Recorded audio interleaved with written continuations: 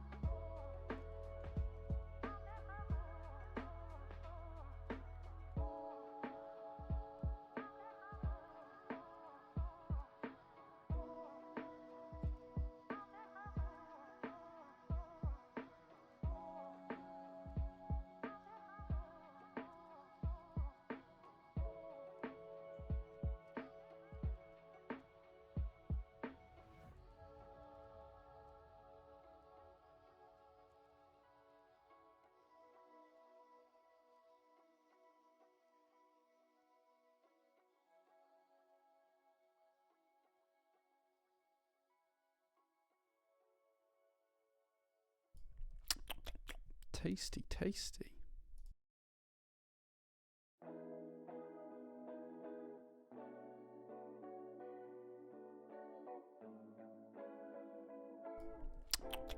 Tasty, tasty.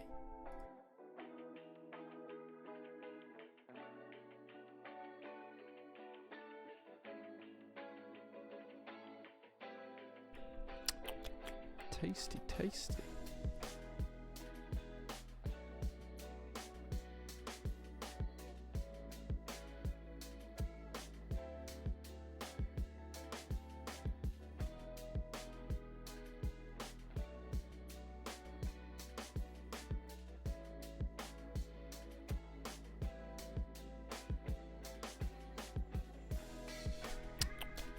Tasty, tasty.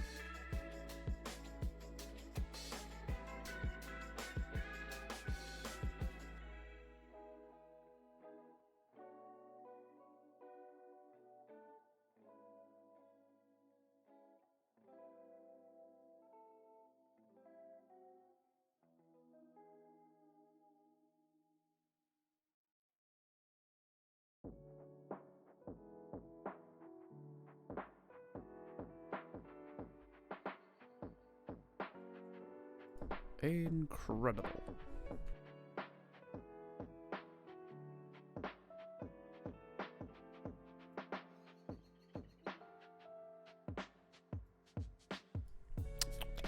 Tasty, tasty.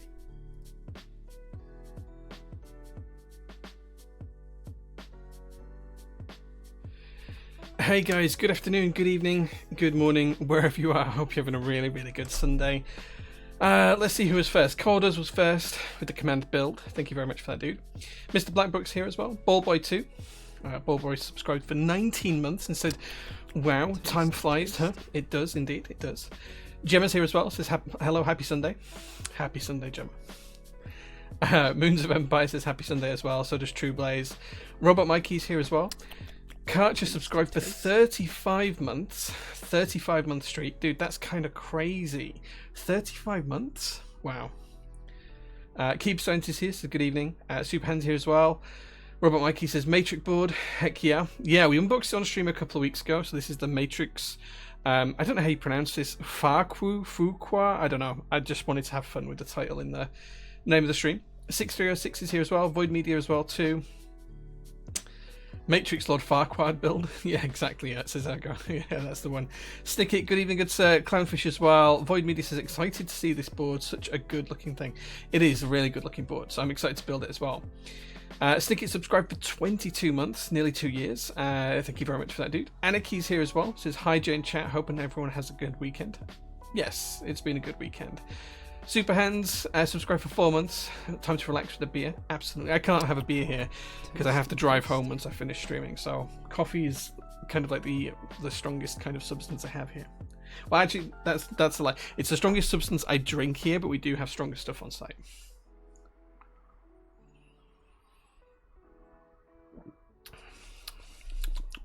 Tasty coffee. Lovely. Yeah. Danjo Whitaker is here as well, says howdy all. Fun fact, my mother's maiden name was Whitaker, which is really interesting. Yeah. You're not my cousin, because I do have a very distant cousin called Daniel Joseph. I wonder if that's you. Daniel Joseph Whitaker. Anyway, Blackbrook subscribed for 23 months, nearly 2 years. Yeah, dude, 2 years is a long time. Herman Strauss, thank you so much for being here. Charter Music as well. Sup, hope you're all well. I'm doing good, man. Thank you. Fluffy Keebs subscribed for 33 months. Says, what's up? Good dude. Grey Hands is here. So is Ygaz. Acerb is here as well. Fluffy Keebs. RL Keebs. Everyone's here today. Nufi as well. Lottie subscribed for 15 months. Says, good evening, Jay. Thank you so much for being here. Densis is here as well. Hey, man, good to see you. Bosch subscribed with Prime. So did I'm ADM. Thank you very much, gentlemen or ladies or whatever you want to go by. Thank you very much for that. I appreciate it. Honest Accountant says, hi, Jay. Hope you're doing good. How's your day been? I'll talk about that in a minute. It's been a good weekend, though. Belvin's here as well, so is Timothy, saying hi Jay, thank you so much for being here. Aseb subscribed for 9 months. It's got its PT baby on the way, congratulations. What the Faukwaa were you thinking naming the stream like that? I was just trying to have a bit of fun with it. Like when we did the Cloudline build stream, I did old man shouts at Cloudline because I'm like nearly 40, so I thought that was quite funny. Will subscribe for 23 months, nearly 2 years as well. Hope you're doing well, dude. Anonymous Biker's here as well. So, says Jay, looking handsome as ever. Dude, I'm like dressed in my scruffs today. Like I'm wearing a Formula One Williams racing hoodie and a very, very worn purple baseball cap. So I was doing DIY today. Don't think the discount code is working. It won't work just yet. I haven't turned it on just yet, but it will work in a few minutes. It's not me, I'm afraid. I'm just Joe as a middle name. I am from your neck of the woods, so away from... okay. So my mother's family isn't from anywhere around here, so yeah, that's cool. It was just interesting when it was like that whole naming scheme. It was like Daniel Joseph was like a distant cousin of mine, so yeah. Right, let me have a look at the discount because people are messaging about it. Where is it? Right.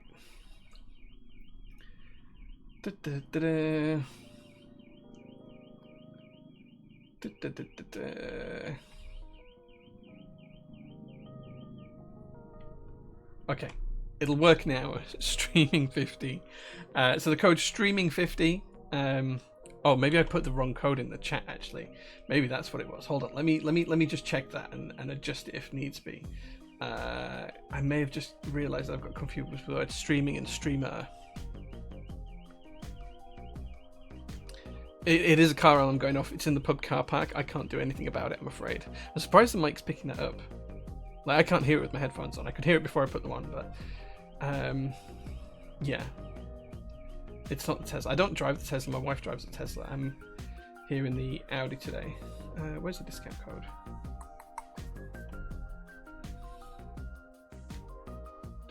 Let me check. Yeah, okay. So I've updated the code. It's streaming 50, not streamer 50. Streaming 50. Let me do the timed one as well.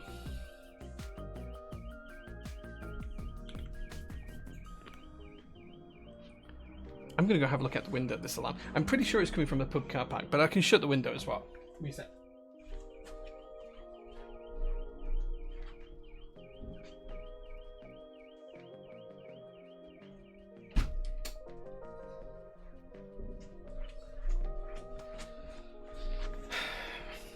Okay, it's a Ford Focus. It's a white Ford Focus, and it's going off in the pub next door to us. It's in the car park. So there you go. Cool. Right, so code is updated. There is a discount today. You can get 50% off of in-stock MV Synth, GMK Higginbana, or GMK Panda. 50% off GMK sets and MV Synth. You can have all three or just one of the three. And the code is streaming50. So that's the code for today. I'll put that in chat for you. There you go. Streaming 50. I can't believe I put streamer 50 on the other one. Yeah, fixed it now. It's all fixed now. It's all fixed. Right, okay, let's catch up with the rest of the chat. Oh, hello says, we're lurking on stream while cleaning and cooking. Nice. What's the best shop in Wakey? I don't go to Wakefield very often, I've got to be honest. It's only like half an hour from me, but I don't go there very often. So I wouldn't know. Stores have subscribed for 36 months, which is 4 PT babies. Yeah. Yeah. It's also your 3rd PT anniversary as well. So 4 babies and 3rd PT birthday. So congratulations on that, Storsness. Well done. 36 months. That's crazy. Ogo KB is worried they're going to miss some of the races. Yeah, we'll do some races for some GMK sets towards the end of the stream. So yeah. Yeah, streaking 15. No, I wouldn't recommend that. I wouldn't recommend that. Just walked outside trying to find the source of the car alarm and got confused when it got quieter. Sorry, I didn't realize the mic could pick that up. Like, I knew when I came back in the room for making my coffee that it was happening.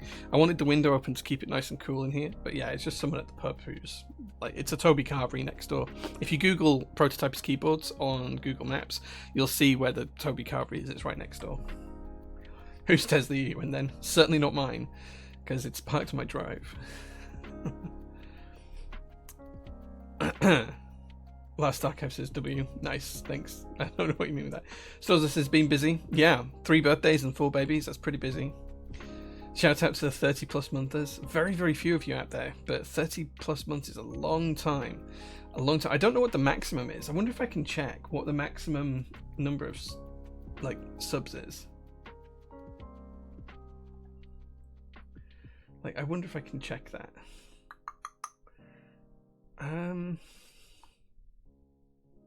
Toby Carvery, chap's kiss. Sometimes, you know, you need to do it. Like, can I check that?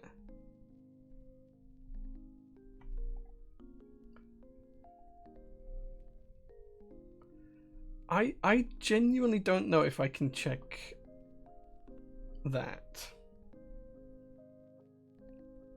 I don't know if I can check it.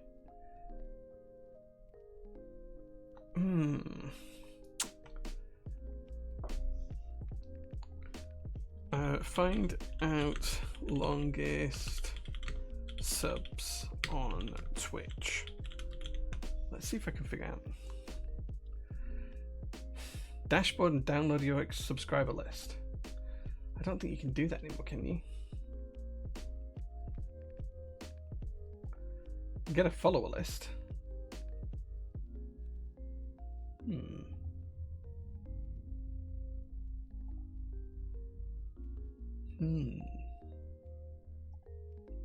I can't work out where it might be. Yeah, I can't figure out where it might be. Oh, actually, I've just found a dashboard that might give me the information. I probably need to play around with it a bit more to get the details out. Anyway, I'll have a look at that later on because I'm really interested to see when we first started taking subs. I think it must be around 3 years ago. It must be around there. Noidoid, thank you so much for being here. To be honest, not enthused about Monday. Need a nap. Yeah, Monday's the worst. What's a Toby Carvery? It's like a pub chain where you can go and get a carvery dinner. So you go up to a big counter and it's full of like roast potatoes and vegetables and everything else, and they will carve meat for you and then put the meat on your plate, and then you lash it with gravy and other things, and you eat a Sunday roast, basically. Not wrong with a good Toby roast. Occasionally it's all right. Like it's never as good as a home cooked one, but sometimes it's just what you need. Where did I get my mouse beautified with the pink? This was done by Leonardo de Mouse. It has our Twitch subscriber logo on it, which is just there. And it's pink, and it's kind of dirty and grubby and grimy now because it was a light coloured mouse. But yeah. The stream is derailed. Higginbanner is a colourway I'd never think of buying, but the discount code is tempting me. It's pretty nice. You've never had a Sunday roast? Dude, you need to come out to my house. We do Sunday roast most weeks.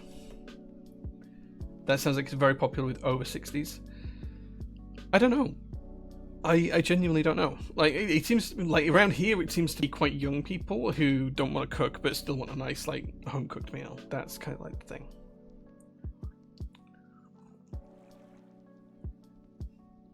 So there we go. Right, let's pick up with some PT news then. So first things first, last week was really busy. We shipped out a load of orders. We got through all of the Zoom pad orders and about 5 or 6 other group buys. The KFA, Keeps for All, Freebird 75.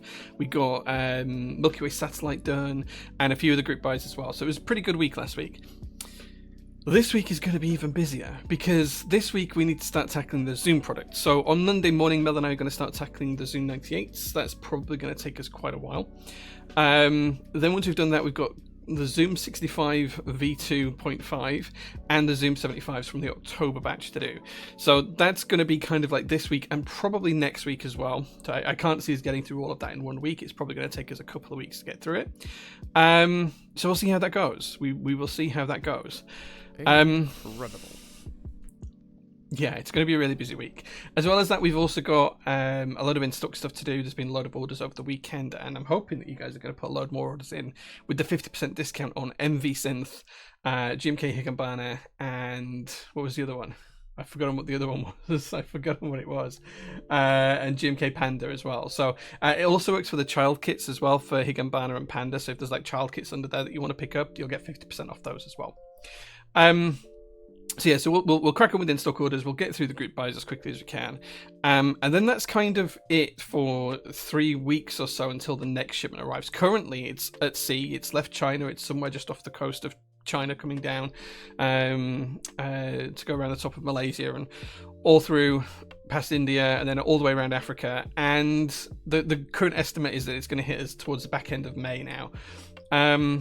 That's just shipping is what it is. Sometimes it takes a little bit longer than we'd like. So towards the back end of May is what we're currently targeting. And that's basically going to leave us 3, maybe 4 weeks where it's going to be quite quiet here at PT. So that means 2 things. It means 1, I'm finally going to finish sorting my office out because I'll be able to put both Mel and I on it.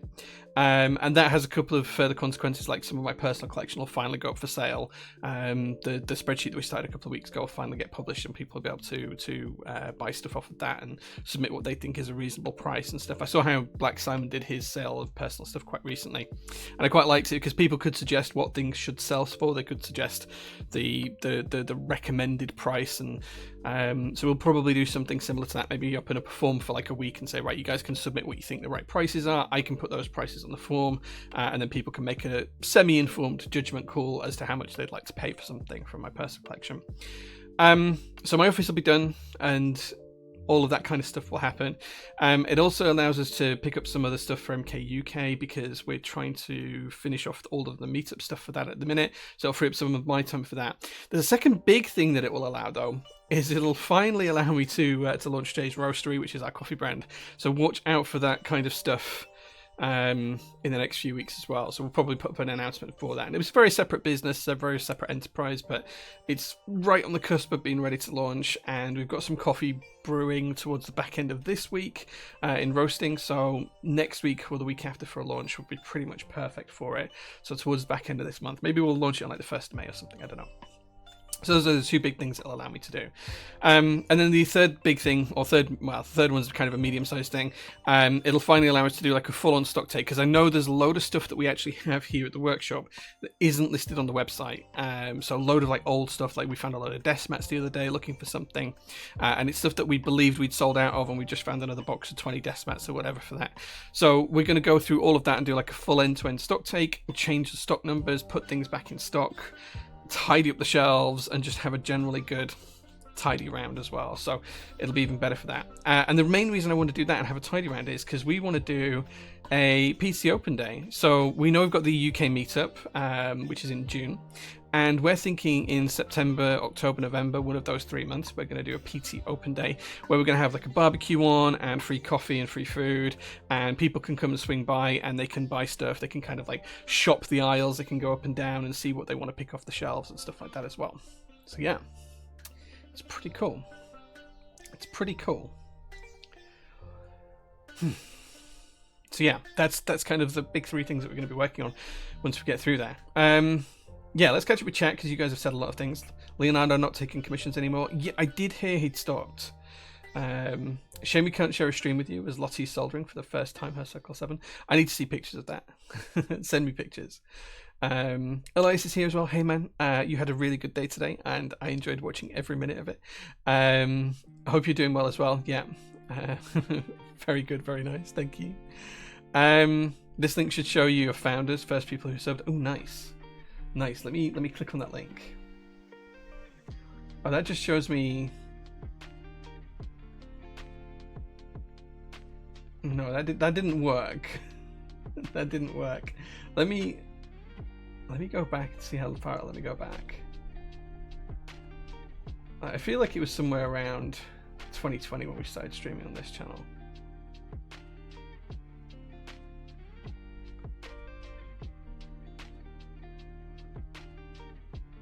Okay, so the founders, there was 1, 2, 3, 4, 5, 6, 7, 8, 9, 10 people who were founders, and it was the 17th of May 2021, so coming up on 4 years.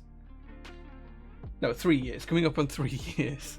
Yeah, Anarchy, Thrax, Shortened, Iwane, Bub, Vox, Octagon, Oxy, Dang Dynasty, and Woe JK. Some of those are still around, some of those not, but yeah, that's pretty cool. 17th of May 2021. So yeah, so next month it'll be 3 years, which is pretty cool. Toasty Babsy as well says, Evening J, plans for Bower Light restock anytime in the future. Actually, I just placed an order over the weekend, so yes. The next Keep meetup, we take over Toby for a roast. Maybe. Do you have Zoom 98 extras in all colours? The Kiwi, we haven't finished shipping out orders yet, so until we finish shipping out orders, we don't know what we've got for extras, because we might have QC failures, might have broken things, that kind of stuff. So yeah, we need to have a look at that, and we'll be able to list it and tell you what we've got after we've shipped out the group buy orders. Clownfish says, may I just say that you, sir, have the fastest order fulfillment and shipping I've ever experienced from a vendor. Thank you. Dude, we try so hard. Like we obviously don't pack on weekends, so the first thing on Monday we pack the orders as fast as we can. We do this every day of the week apart from Thursdays because we're closed on Thursdays. So Monday, Tuesday, Wednesday and Friday, as soon as we get in, we pack the in-stock orders.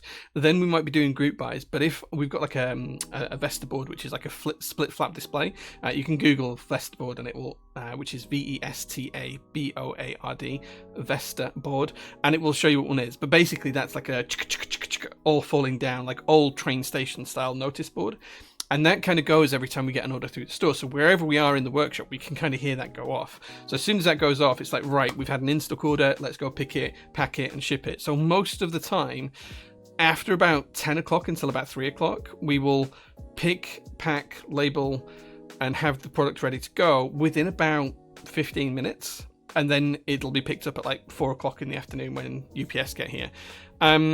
If it's kind of like outside of those times, or if it's after UPS has like collected for the day, it'll ship the next day, but sometimes we might pack it and label it and it's just sat on a shelf ready to go. But yeah, we try and do them literally as they come in. Like there's quite a lot of times where I'll literally, Mel will be packing a group buy and I'm literally responding to emails and doing Discord messages and calculations and accounting and whatever else, and I'll be just grabbing the orders as they come in, which sometimes you kind of like, you end up writing the same email 4 times, but it is what it is. 50% of chat typing on a Cycle 7. Yeah, we've only got 1 left in stock. Like, the extras sold out really quickly as well, because we had a lot of extras of those. If I stop buying Keep stuff, I can travel as much as PT shipment. Maybe. I don't know how much you spend. Maybe. Zora says the whole company. Wait, what? The whole company what? You need to get that graphic done. Yeah, dude, like, I haven't got back to you on that as well, which is partly my fault. Coffee launch hype. I'm running on a current load of beans down in preparation for it. Yeah, like we're going to be offering 3 different roasts of beans, which are our own custom roast. These are already in some local cafes around in the area as well. And we'll offer them in 250, 500 gram or 1 kilogram bags, and only as whole beans to start with, but you'll be able to subscribe. You'll be able to get them a little bit cheaper if you subscribe and have them shipped out monthly as well. And we're going to have 3 blends. We're going to have the sci-fi blend, the classics blend, and the fiction blend, because they're all based on different types of writing. So if you think of a library, Jay's a roast story. It's a play on roastery and stories and stuff like Prototypist is a portmanteau of prototyping and being a typist.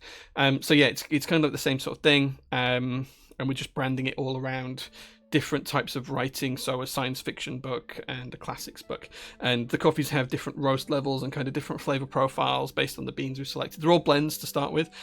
We'll probably have some single origins later on that will come in as guest blends and then disappear. They'll only be available for a short time. But we kind of wanted like a staple of 3 really good blends that would work like on a light, a medium, and a dark level for pretty much anyone.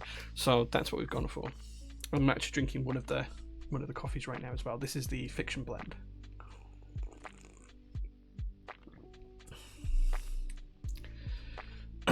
So yeah. So that's the coffee hype stuff.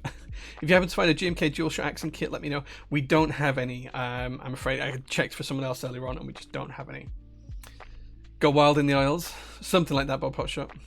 Where is PT? We're based in Bradford. If you just Google Prototypist keyboards on Google Maps, it'll show you right where we are. So yeah. Would be happy to drive up there for an open day. Yeah, we'll announce details more later on down the line, and we don't want to knock the wind out of the sails of the MK UK meetup, but we'll do like an open day for just PT as a business, and you guys can come along and see some of my personal collection and some of the cool projects we're working on, maybe some prototypes. You can see all the stock. We'll have a couple of classic cars here as well, and all that kind of stuff, so it'll be just nice and fun. Couldn't make the last open day, so we'll need to make sure I'm free for this one. It's 18 months since we last did an open day, which is kind of crazy. It was November, not last November, the November before, so November 22 for Prototypist's 3rd birthday, and this year Prototypist will have been going for 5 years, which is kind of crazy. Might be a pain to try and get up to Leeds twice in a few months, but I'll definitely try. It's not required, no one has to come, but it's just a nice thing for us to do. The soldering is nerve-wracking. You've got it, Lottie. I believe it. Will MKC 75 extras go up this week? Yeah, it'll be either this week or next week. Watch out on Discord, because on Discord we'll announce like a day or 2 before, or sometimes on the day when it's going to go live. Most in-stock stuff drops at 6 p.m, so just check it before 6 p.m. every day. You'll see it. Coffee check. This is our own brew. This is my new company, Jay's Roastery. This is this is the fiction blend, which is probably my favorite of the 3, but all 3 are really good coffees. Quite a few people in chat have tried it out already as well. It's time to launch PT Prime, maybe. Does the notes section show on the board? No. So on the Vesta board, what we do is we have an API that I built, and I'm a terrible coder, right? So I had to build this myself, and I'm terrible at this kind of stuff. So what it does is all of our orders are tagged with the product tag in Shopify, which is the name of the product. They're tagged with a tag that says whether it's in stock, a group buy, or a pre-order. And there's a few other tags as well. But what I do is I basically write a script that says, Anna, and it puts some words in there. It says, an absolute legend has just bought, and then the name of what they've just bought. And we have like a few variations on that. It picks and chooses different wording slightly. So it might be someone has just stupendously bought whatever, or stuff like that. We did used to have order numbers on there, but when we did workshop streams, when I was streaming from the workshop, kind of like I didn't want people's order numbers showing on it. So we turned that bit off because order number was another tag we had on there as well. So yeah, it just kind of gives us an overview of what's on it. It tells us what's in the order, but it doesn't go like into granular detail. So if you've ordered like GMK Oblivion, it won't tell us that on the Vestable, because there's only so many characters as well, that you've bought the base kit, the novelties kit, and the 40s kit. It will just say you bought GMK Oblivion. So yeah, but it's nice and fun. I know I'm late to the party, but that elevate your sub thing is annoying. Sadly, it's not my cool where that shows, I'm afraid. Posh is here as well. Good evening. A bit late. Hope I haven't missed much. No, we've just been talking about PT. 636. If you do want to like show notes on Vestable, the other thing you can do is you can tweet us.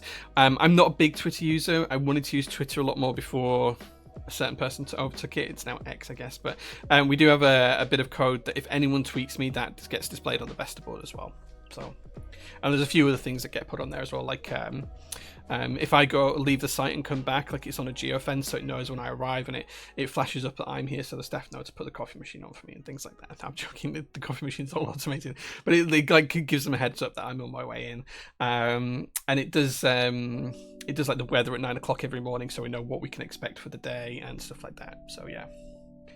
Any update on the top 10 switches? No, so not yet. I'm doing a curated list, but I need like all the rest of the switches to stock out. Like the new stock of switches has started to come in. There's some boxes downstairs that are the new switches that we're going to have in stock, but I'm just waiting until the current stocks like kind of dwindle away. Perhaps I need to do like a discount, like 50% off switches or something, just to try and get them gone.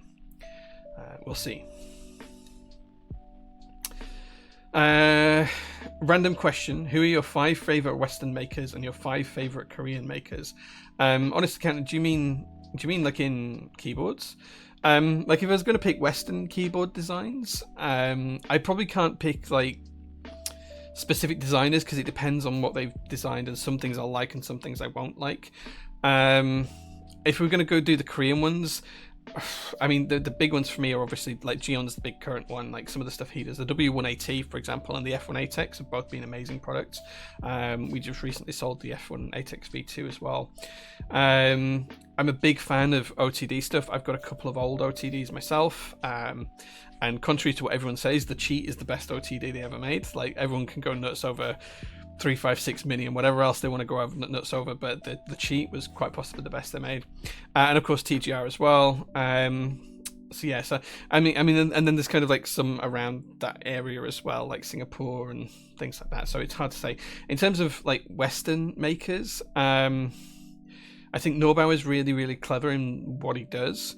I'm big fan of Norbauer. I'm going to upset people by not picking them. This is the problem here. Like, it's so difficult to pick loads of projects. Like a lot of them aren't Western as well. Like, I love Matrix boards, and I like the boards that, of course, we design here at PT as well, including like we ordered a prototype of something that I'm really excited for, just on Friday. So it's very difficult for me to call that out. But some of the like Heine, I really like Heine's boards. The Heine TKL1. Great keyboard. He did a CP board as well. I can't remember what that was called, but that was really good. Like, there's just so many good products out there. It's almost impossible to say and just give you a list of 5, and it'll change every now and again. The coffee is absolutely gorgeous. Yeah, thanks. Can't wait for the autobiography. Nice. Be sampling my fiction blend in a couple of weeks. Nice. The one you had was the fiction blend, Tim. Yeah. I want to come to an open day. Lottie, you're welcome anytime. You don't have to come to the open day. You can just come for a trip anytime. I haven't seen anyone in the community since the open day other than Tim for 10 minutes. Well, you'll be you see me every week on our meetings, Snicket, so that's not true. Can confirm Sci-Fi Blend is tasty. Glad you like it. Borders almost told her cheat fast. Smart automation is my jam. Yeah, like it's just fun. Twitter's fantastic. I practically live in the Twitterverse. Yeah, like I used to like Twitter. I don't particularly like what Twitter's become, and I don't really use it. And there's not a huge amount of keyboard content on there, unless I'm missing something massive and I'm just not aware of it. There's not a huge amount of keyboard content on there. I think we are missing. We are missing a little bit of a trick because we heavily do stuff on Discord and Instagram. Those are the two platforms that PT uses. We don't do email blasts. We don't do. I mean, we have a couple of YouTube videos, but most people watch the videos on Twitch. We get more views on Twitch like the day after the streams happened than we do in like 6 months on YouTube. We get a lot of views on Instagram. Our Instagram stories probably get 2,500 to 3,000 views every single day. So yeah. But we don't do posts on Instagram either, so we're very, very limited in what we do. I would like to do some TikTok stuff, just very similar to what we do for the PT stories on Instagram, on TikTok. I think that's an opportunity for us, and we need to do more reels and things. Now I'm going to have some more time. That's hopefully going to be something good. 2007 Twitter is a 1. 2024 Twitter not so much. Yeah.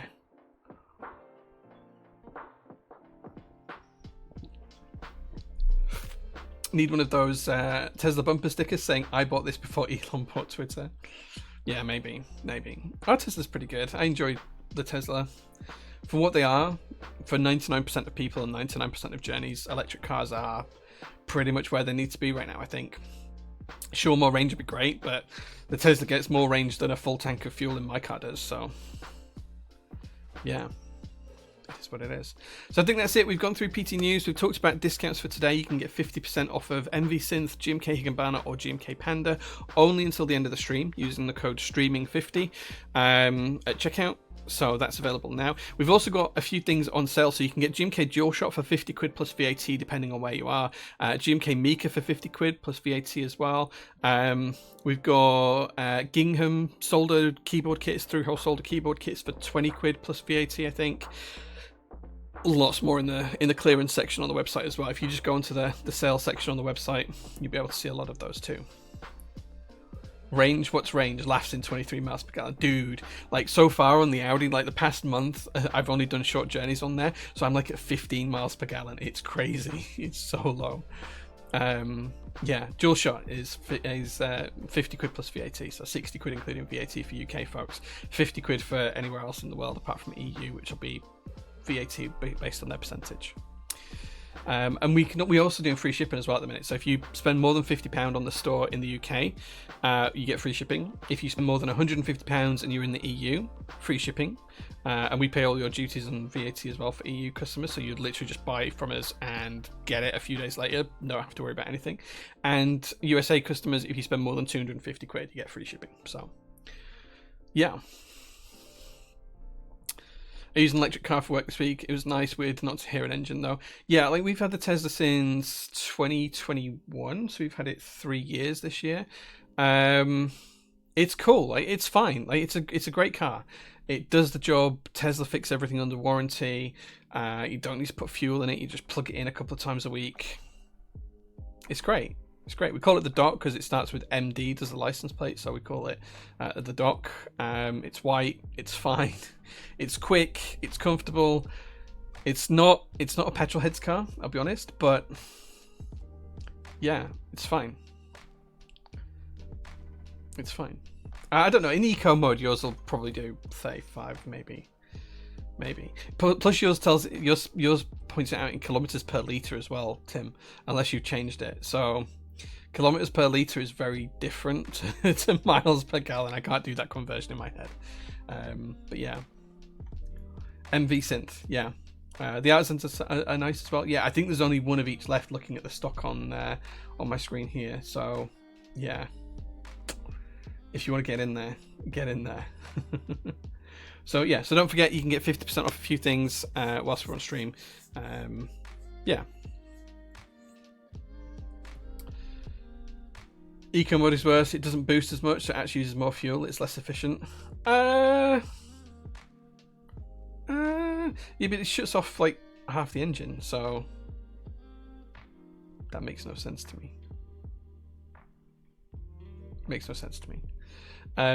The Dacia Spring, 16k for an electric car seems mad cheap right now. It is. It's really, really cheap. I imagine you can get more in yours than I can in my Up. Yeah, probably more people if that's what you mean. Doesn't shut off half the engine. I'm sure that eco mode like shuts down the size of how much fuel it's pushing into the engine. Like it just pushes less fuel in, so the explosions are lower. I'm sure that's what it does. So it's like half the volume is basically. I didn't mean half the engine, but like half the volume. It like makes it like it reduces the literage of the engine effectively, right? That's what it does. I'm sure that's what it does. I never really looked into how it works on that, but I can't imagine the eco. I'm gonna have to Google this now. Eco mode on Subaru Legacy GT Spec B. What does it do?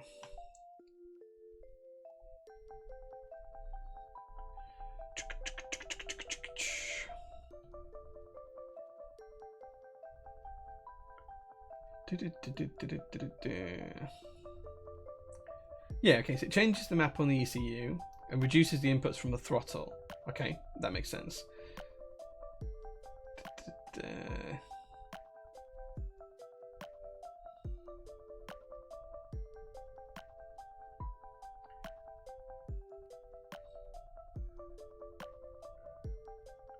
Trying to read up now really quickly. Okay, it limits the rev counter as well, so you can only get to 3000 RPM. If you manually force it over that with the accelerator, it kicks it out of eco mode.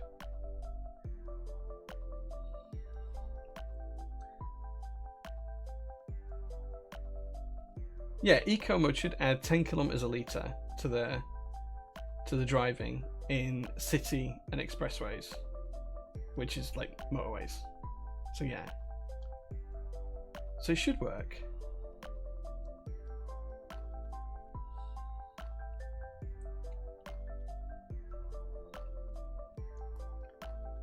I need to check more on it. I need to check more on that, but I can't imagine it. I can't imagine it is. It's going to be less economical in eco mode. That makes no sense. Eco on my Civic just disables the turbo. It's map change and boost restriction. Yeah, it looks like it also restricts the RPM as well.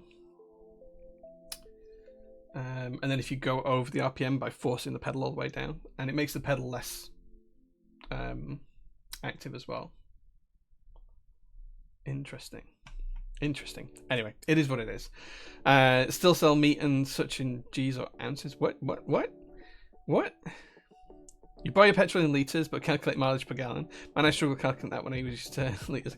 Dude, so here in the UK, we make fun of people in the US for using like the imperial system, right? We say we're a metric country. We are not. We measure height in feet and inches, but we will measure rugs and lengths generally in meters. We measure long distances in miles, but as you say, we buy our fuel in liters. We will sell certain things like flour by the kilo, but we will sell meat in pounds and ounces usually as well. Depending where you go, that's like some this isn't like everywhere, like some places are different, but if I go to my local butcher, he will sell me a pound of meat, but yeah, then if I go next door to the bakery, I buy a kilo of flour. So it is really weird, and the younger you are, the more you'll use the metric, and the older you are, the more you'll use the imperial side. But it is really strange. Like it's only just starting to become commonplace that people will say I'm 182 centimeters tall here in the UK rather than I'm 5'6", and it tends to be the younger generation that are in that way of thinking because that's how they're schooled now. But yeah, we are kind of like very much a transitioning country, and we do make fun of the US, and we say that we're metric, but we're not. At least not totally. No idea how tall I am in metric. Weight in stones? Yeah, well, I mean, like, some people do the weight in kilograms now, rather than weight in pounds and stones. So stones is just like 14 pounds is 1 stone. So it's still technically in pounds like Americans do. Weight of objects in kilo, weight of people in stones and pounds. Yeah. It sounds like you guys are doing it little by little instead of all at once, which makes complete sense. I think it should have happened like 25, 30 years ago, though, is my view on it. Metric just makes sense. It just makes sense. Like I'm all for them changing the speed limits to kilometers an hour and the road lengths to kilometers and all of that kind of stuff. I'm all for that here in the UK. I think it's absolutely something we should do. Change all of the cars over to kilometers an hour, 100%. I think we should definitely do it. Stop people getting weighed in, stones and pounds and start doing it in kilos. Absolutely all for it. People's height in feet. Everything that you buy in weight by kilo or gram or whatever. Perfect, fine by me. That's what we should do. But we'll see. We'll see. It's going to take a long time to get there. I have no idea if you wanted to go back to full imperial, but like it would just be a bad idea. Acres, hectares, feet, pounds. Wait until we start talking about guineas, which is a really old way of buying cattle, and it's still in use today. Yeah.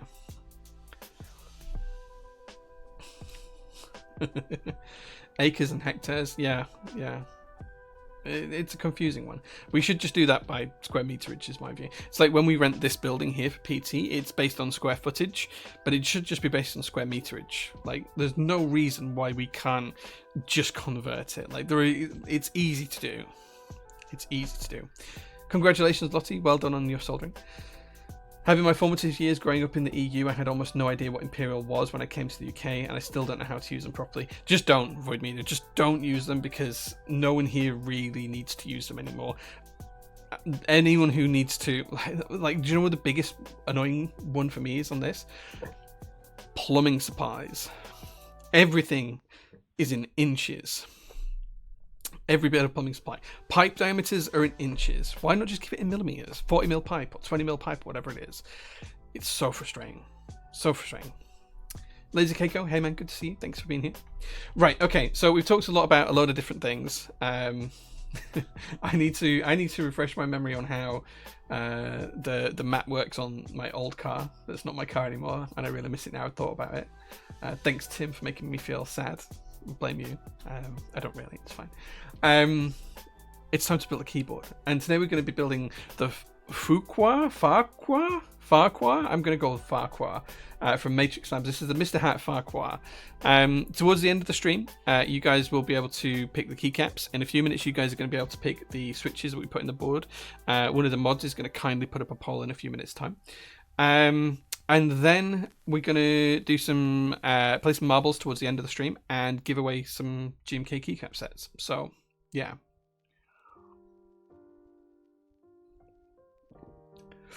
That's the plan. The other thing we're going to do as well is, whilst I'm building, I can't pay as much attention to chat. So if you want to ask me a question, it can be about anything. Life, universe, history, math, science, politics, keyboards, whatever you want to ask about.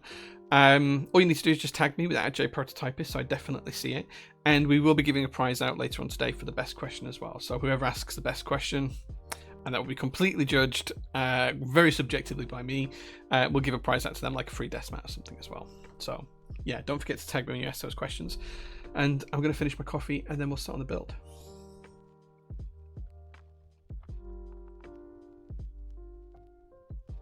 I'm sure the UK will adopt the metric system in a furlong or two. Yeah, maybe. Maybe. Maybe. We'll see. It'll, yeah, and we'll pay for that change in guineas, right? Okay, let's switch over. I'm just going to finish up this coffee.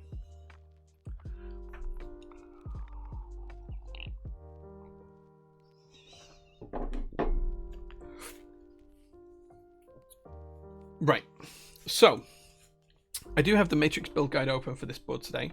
If you guys would like to look ahead, that is the link to the build guide I'm using.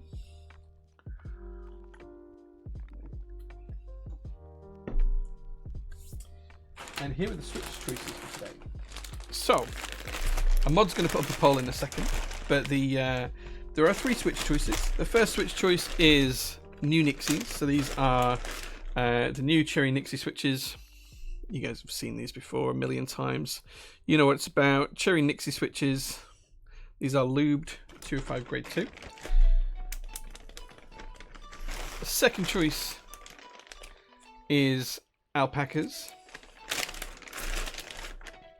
These have been lubed and filmed on 205 grade 2. That will be your second choice, and there'll be a poll up in a second, as I say. 205 grade 2, yeah. A really light coat of 205 G2. And the third option today is Gateron X Round 1. So these are Gateron X switches, and this is the Round 1 version. Come on, camera, focus. So those are the 3 choices.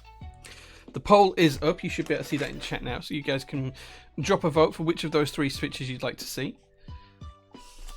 I'm hoping we've got enough alpacas, because I haven't counted these, so... No MX Blues. No, I'm not a fan of clicky switches, personally. And whilst that's happening, we'll unbox the board. So get your votes in, guys, and let me know what you'd like to see me build the board with today. It's riggable. Yeah, you can like rig it if you want to use your channel points, whatever.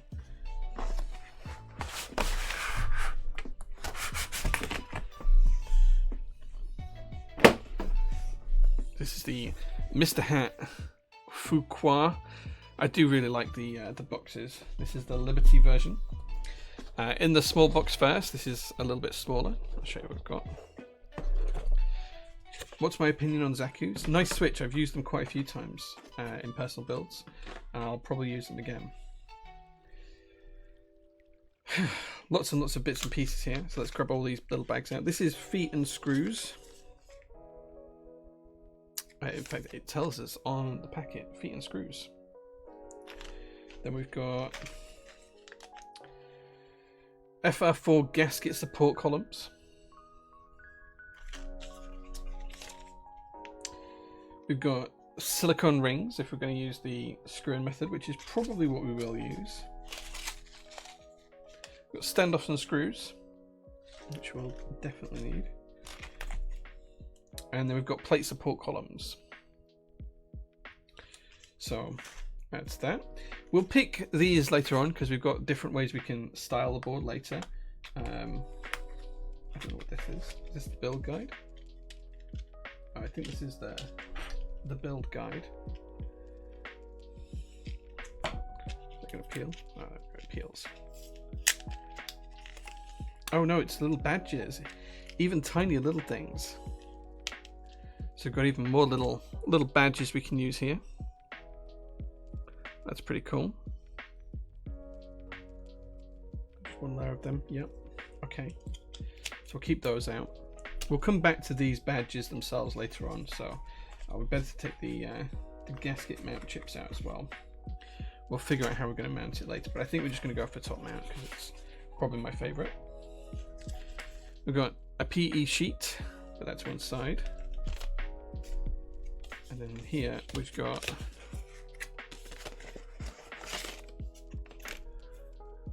part of the PCB.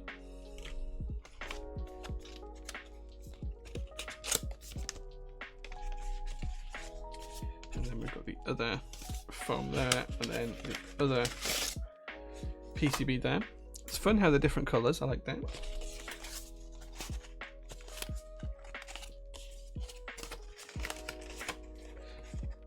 Well, the stream's looking, the vote's looking quite good on the stream at the minute. It's pretty even, but Nixies are seemingly winning at the minute. So now we've done that. I think there's a plate under here as well.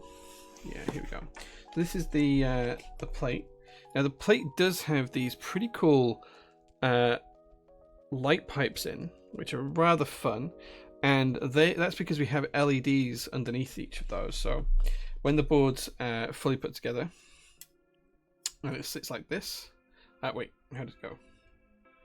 Yeah, like that. Those little white bits are light pipes to help LEDs shine through, which is pretty cool and pretty fun.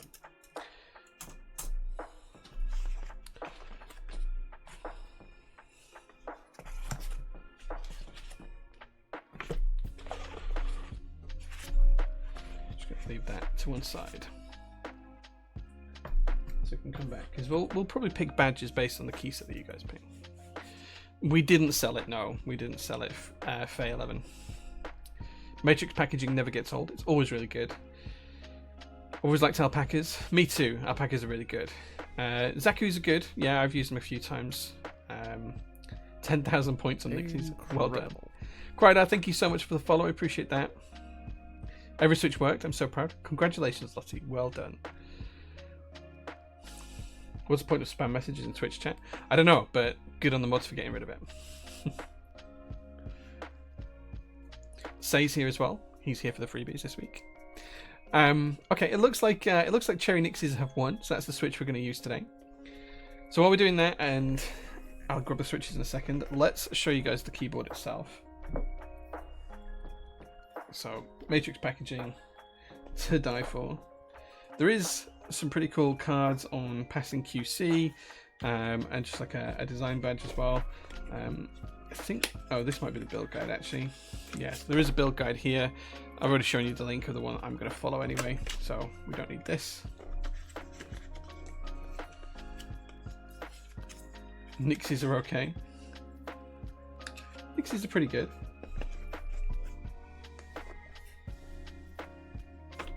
And here is the Faukwaa Liberty Edition. So let's put the board back together, the box back together even. I'll show you guys what we're working with. So this is the board itself. There's a lot of stuff in the box. There is. Board was expensive, but man, the amount of stuff you get with it is kind of crazy. Right? So this is the board. There is a little 2 badges here which we can change. There's a badge here that we can change. There's a badge here that we can change. There's a badge here that we can change. The Mr. Hat bit comes out and you have to put the Mr. Hat bit back in. To be honest, I kind of like the way it is right now. On the base, you've got some cool bits as well. And then on the rear, some more cool bits. It's just such a cool product overall. Just such a cool product overall. Like, the finish is really nice. Just the colours work really well together. The sparkle's nice in it. It's just a cool keyboard. Even little designs on the side like that, really rare in this hobby. So yeah. The machining's really nice, the coats are lovely, the finishes are nice in general. There's just nothing to not like, right? Okay, so no soldering needs doing today. This is a hot swap board. I think we're going to skip using the foam for between PCB and plate, but we will use the PE sheets when we're putting everything together. Which way around does this go? That's for that one. And that'll be for that. So we will use the PE sheets, which are going to line up something like that. And we've got the plates as well. First thing to do though first is take off the brigade parts. Just like that. Just snap them off, just nice and easy. Make sure that none of these edges need trimming or anything. So you can see here that this one's kind of a little bit rough. So I'm just going to trim that off with some plush cutters. Just so it's nice and neat.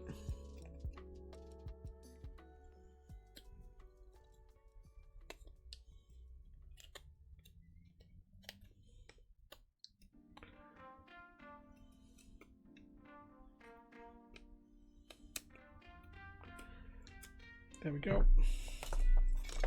Those can go in the bin. And then the same on the other side. Interesting that the left side of the bottom row is exploded down here. Yeah, it's just like a fun little layout design choice, yeah. Matrix is so extra. Coating's on point. Everything Matrix does is kind of extra. It's just kind of cool what they do. Okay, so next job is to put stabilizers into the PCBs. So let's get the PCBs ready. one thing I have noticed is I haven't seen any cables yet. I'm going to assume that that's because there's a solution in the board for cables rather than me needing cables out of a packet. He says something to connect the PCBs together. Yeah, there should be a ribbon cable by the looks of things. I'll have a look in the case in a minute. It's probably in the case. Okay, so stabilizers. We are using our lab stabilizers today. There's a brand new pack of our lab stabilizers.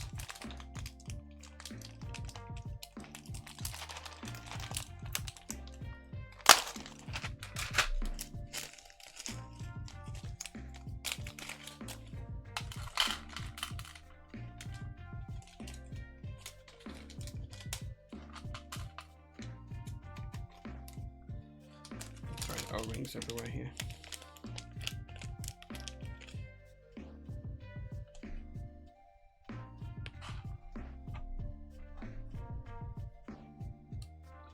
There we go.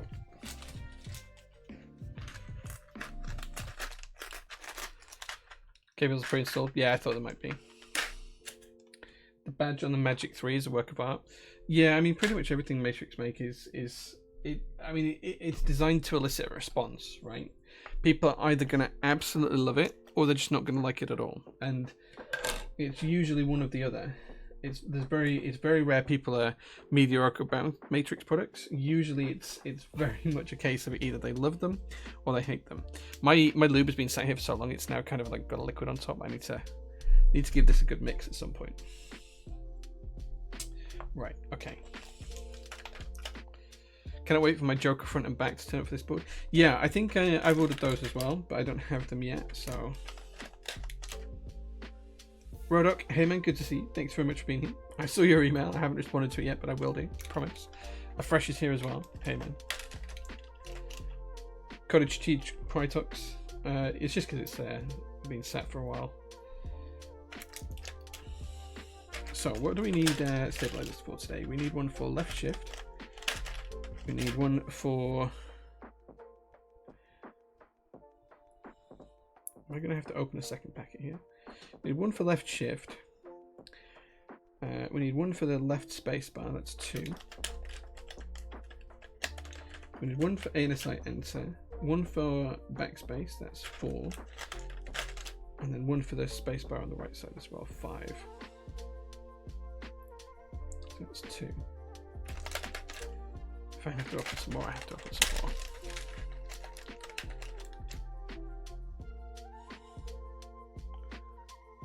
Did Mr. Petrov make ISO plates for the Allison? I think so on the plate files themselves. I can't remember if I'm completely honest, Storsness. I'm sure I've seen an ISO one built. So I'm pretty sure it's doable. But I can't remember off the top of my head. Right? Unfortunately, we have so many projects, I just can't remember every single one of them. 1, 2, 3, 4. I think I'm just going to need to get a 2U wire, which I'll have lying around, I'm sure.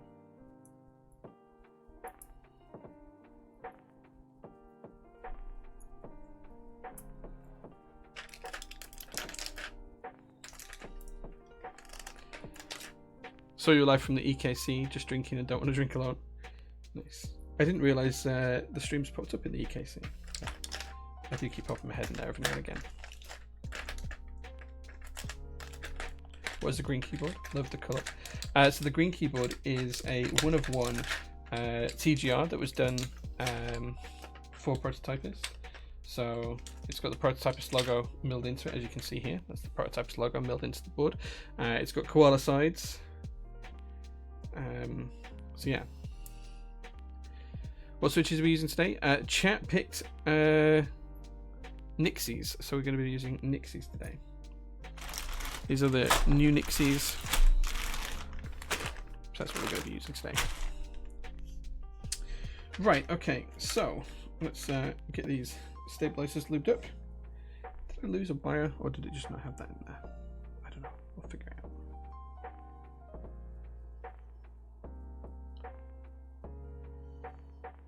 So just putting a nice amount of 205 grade 2 on the wire here. Remember, it's always easy to add more lube later on than it is to take it away. So just go steady with your lubing, guys.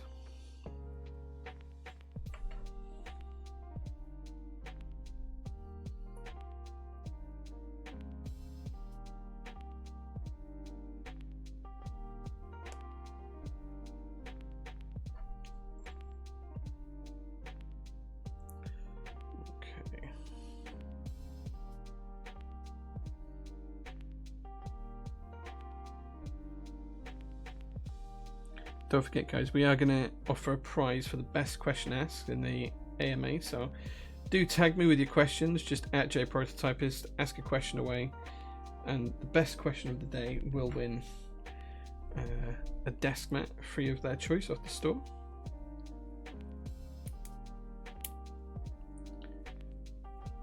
What's my favourite car that I've owned? My favourite car that I've owned is my Datsun 240Z.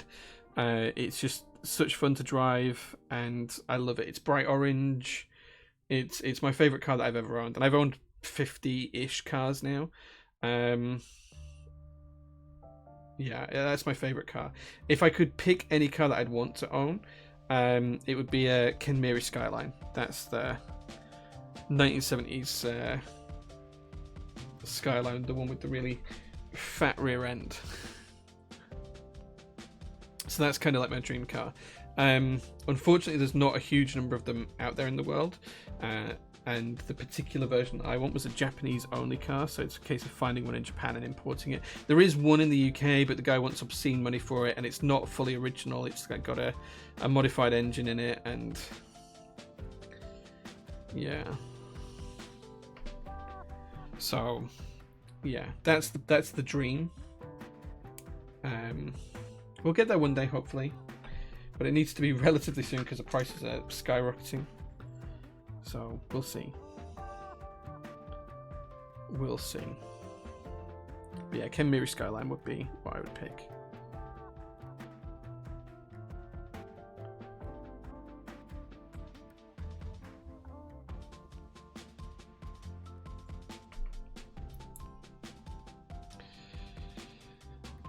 You love the shine on the analog set. Yeah, I mean, this is my daily driver keyboard. I'm sat at it for 6 hours a day, most days. When PT Prime happens, Roastery overtakes Nespresso in popularity, and this stream blows up to one of the most watched.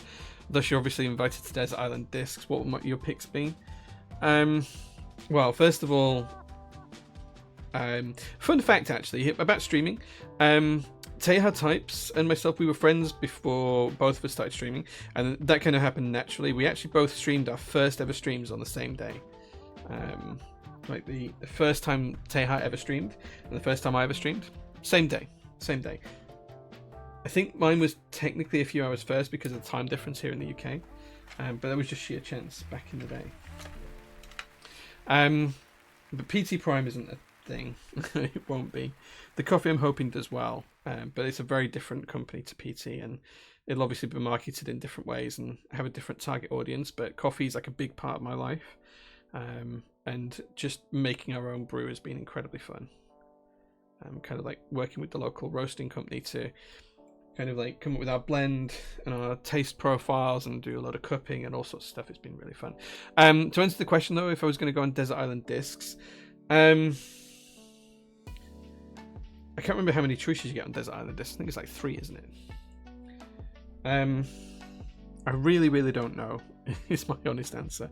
I'd probably pick something that was kind of like classic when I was in college and growing up, like the music that formed my youth. So this would be something like it'd probably be, I know the music's actually from before then because it's like Nirvana, Pearl Jam, that kind of stuff, from like the early 90s, but I was too young to appreciate it in the early 90s, so I kind of didn't get into that kind of music until around 99, 2000. I just need to find a stab wire, so I'd probably pick something like that. Probably, and this is going to sound cliche, but Nirvana's Nevermind is like a really classic album to me, or maybe even a little bit later, like Foo Fighters' Colour and Shape. That's where I'd first start out. I'd then want something a little bit harder. So I'd probably pick something like Morning View by Incubus, just because they're a little bit different. And then maybe something really, really early by the Red Hot Chilies that's just a bit funky and poppy all at the same time. Something like that. That's probably what I'd do. Right, I'm just going to grab another 2U wire because I'm missing one. Or I've lost one or something.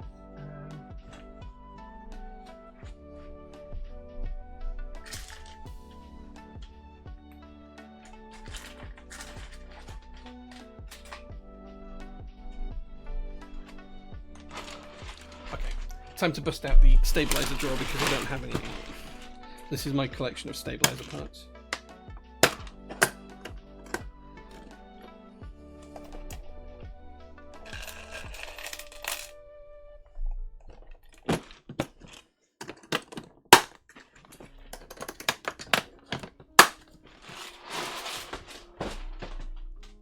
There we go. We now have a wire.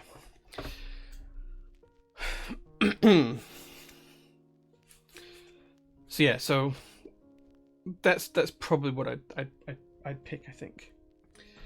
Alvi question says, why does JDM speak to you personally? Are there any underlying reasons, history, personal, etc., or is it just for style? I think it's a few different things. I think style is absolutely part of it. Like, I just have this thing for 70s JDM style cars. A lot of them had like the dual headlights or the recessed bucket headlights. The cars are kind of like it was where a lot of kind of sports car design came from. If you look at like the Toyota 2000 GT, the Datsun 240Z, that was kind of like where, if you look at a modern 911 and compare it to a Datsun 240Z, you will see a lot more in comparison compared to like the old Porsche Speedsters, like 959 or whatever.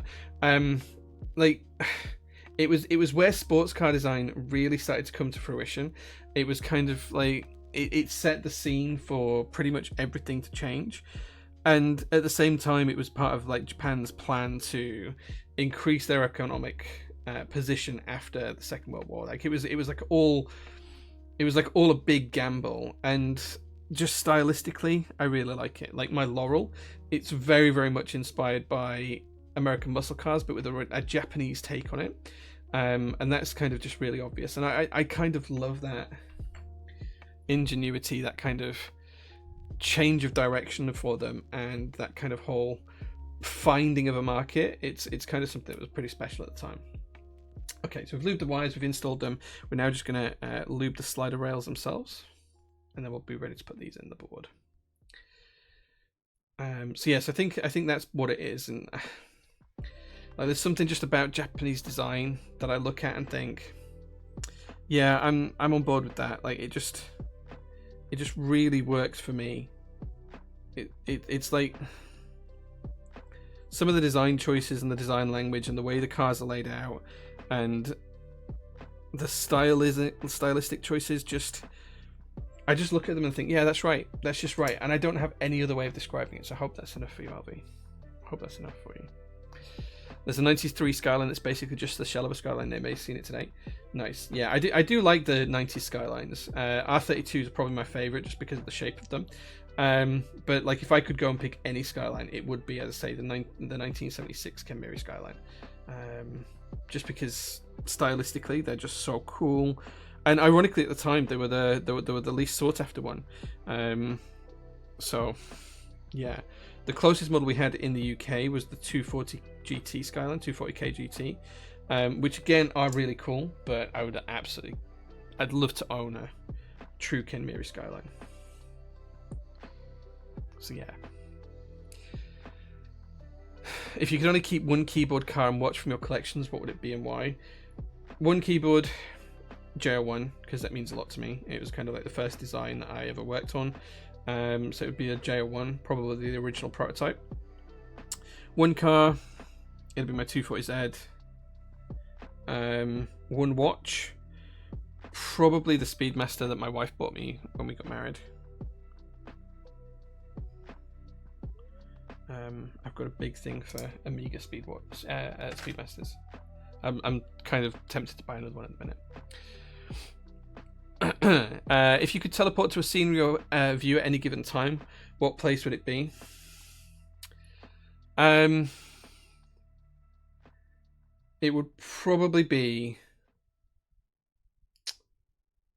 This is going to sound really, really cheesy, but it would probably be the top of Penigent in Yorkshire, which is one of the mountains that makes up the Yorkshire Three Peaks. It's a nice, challenging climb to get up there, and the views are just stunning. And it was the first mountain I ever climbed as well, so it kind of has like a lot of meaning to me. And yeah, I just really like it. It's nice there. So that's probably where I'd go.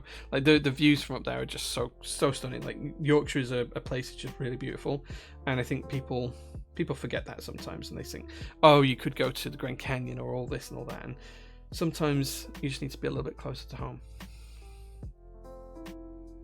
Nevermind is a classic for a reason. Yeah, I was too young to appreciate it when it first came out. I do remember listening to Nirvana in the 90s, but I didn't really appreciate for what it was. I assume it was like on the radio or my parents listened to it or whatever else, but I didn't really appreciate for what it was and the whole grunge movement until I was of an age where I was able to appreciate directly, like around 15, that kind of age. And the music from those formative years are kind of still stuff I listen to today. So everything from System of a Down to Michael Jackson, the whole grunge movement, Pearl Jam, Nirvana, Foo Fighters, Silverchair, Incubus, Korn, you know, all of these bands, there's hundreds of them that were just around at that time, and that was kind of like just the position I fell into. If there was a button that you had to press which would result in a single person expiring, who would you choose?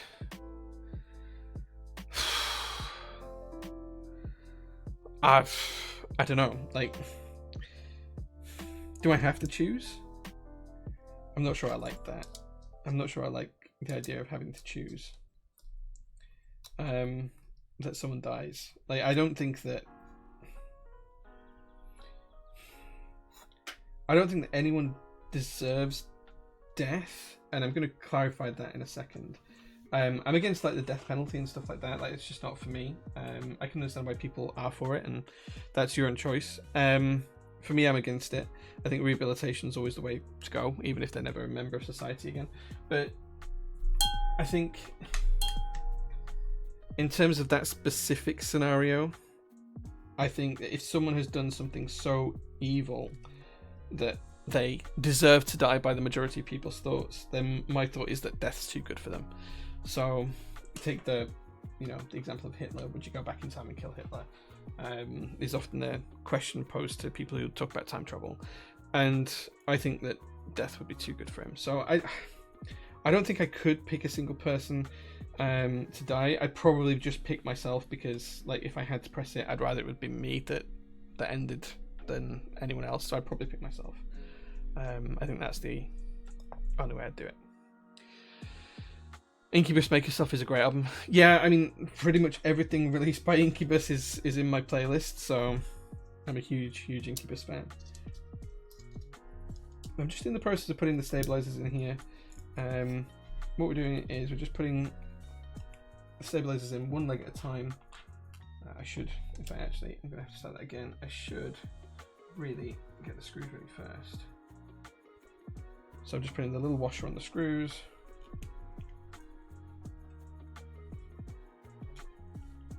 Putting the screws lining up.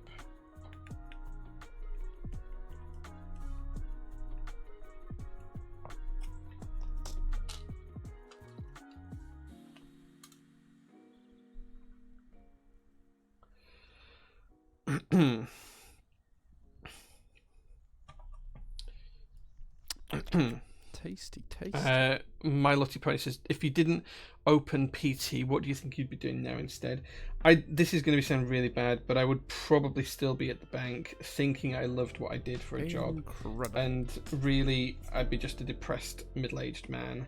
And I suspect I'd be a very different person to who I am today. So, yeah. I suspect I'd just be back at the bank doing the job that I'd always done. I can't think of anything else that I would be doing. I don't know which way around I want to install this. It's hot swapping, so it doesn't matter. Okay, so I'm going to guess that than I want it on this section. Yeah, but we may have to change this stabilizer and the position of this switch that we're picking when we come around to putting keycaps on. We'll see. Incredible. Thank you so much for the follow. I appreciate that. The colours on your hoodie kind of matches the colours on the keycaps on your keyboard. Yeah, it's just pure chances that this is the Williams Racing hoodie for Albon for the Formula One. I'm not particularly Williams fan. I just like Albon, and I liked this hoodie, so I bought it.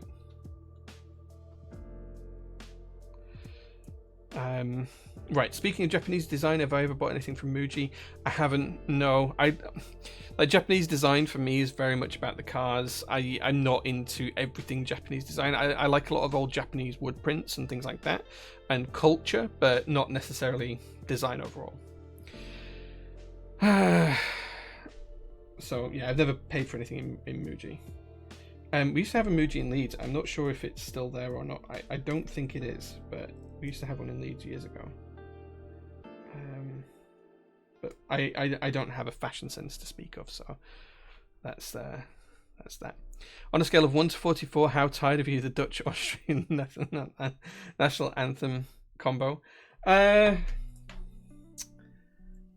is what it is, right? Like, with the Formula One being the way it is today, Max just has that car sewn up.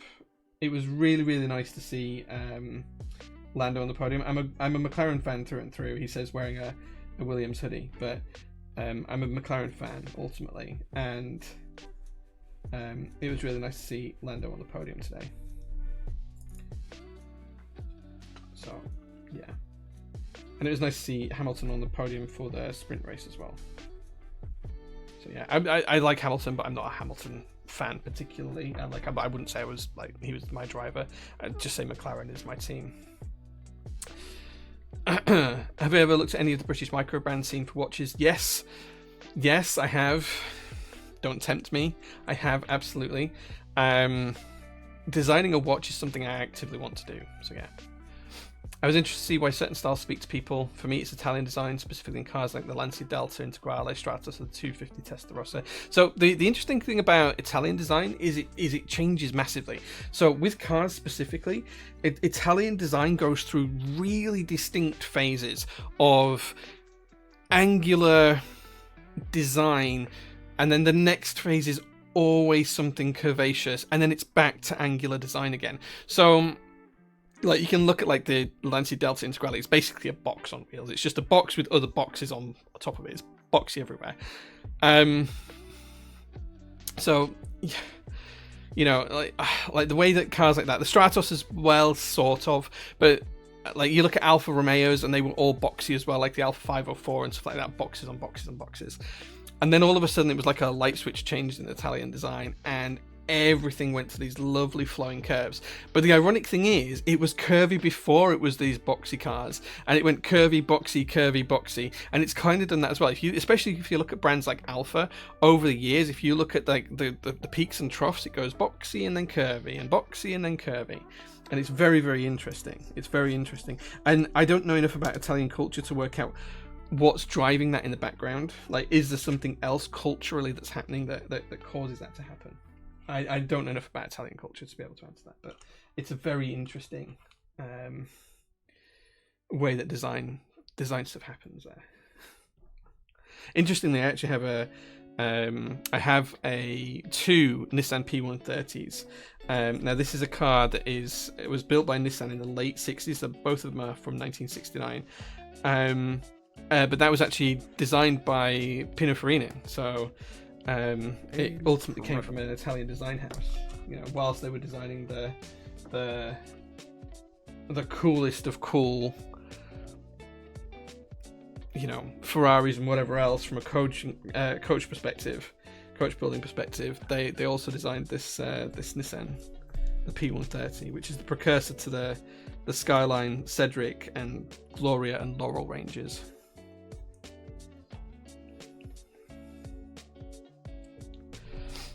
The whole 90s era of Seattle grunge is incredible. Yeah, 100%. Yeah, Queens of the Stone Age. Yeah, I love Queens of the Stone Age as well. Do I think Planet 9 exists? I think there is something out there in the solar system that we haven't figured out yet. Because, so I've been looking into this a little bit. Like the way that everything moves in the solar system is really obvious and planned down, but there's a couple of things that we can't quite predict properly, and the existence of something in a certain area clearly denotes that. I don't think it's going to be like a planet that's like the full size of Earth or anything. I suspect it's going to be a dwarf planet probably, or something else, but there's certainly something out there that we can't quite see and is quite outside of the scope of our range to see, and it's probably got a very strange orbit, probably slightly elliptical, but it does have an influence. So yeah, I suspect it does exist, but we'll see. I could be right or I could be wrong, and science will tell us the answer in due course.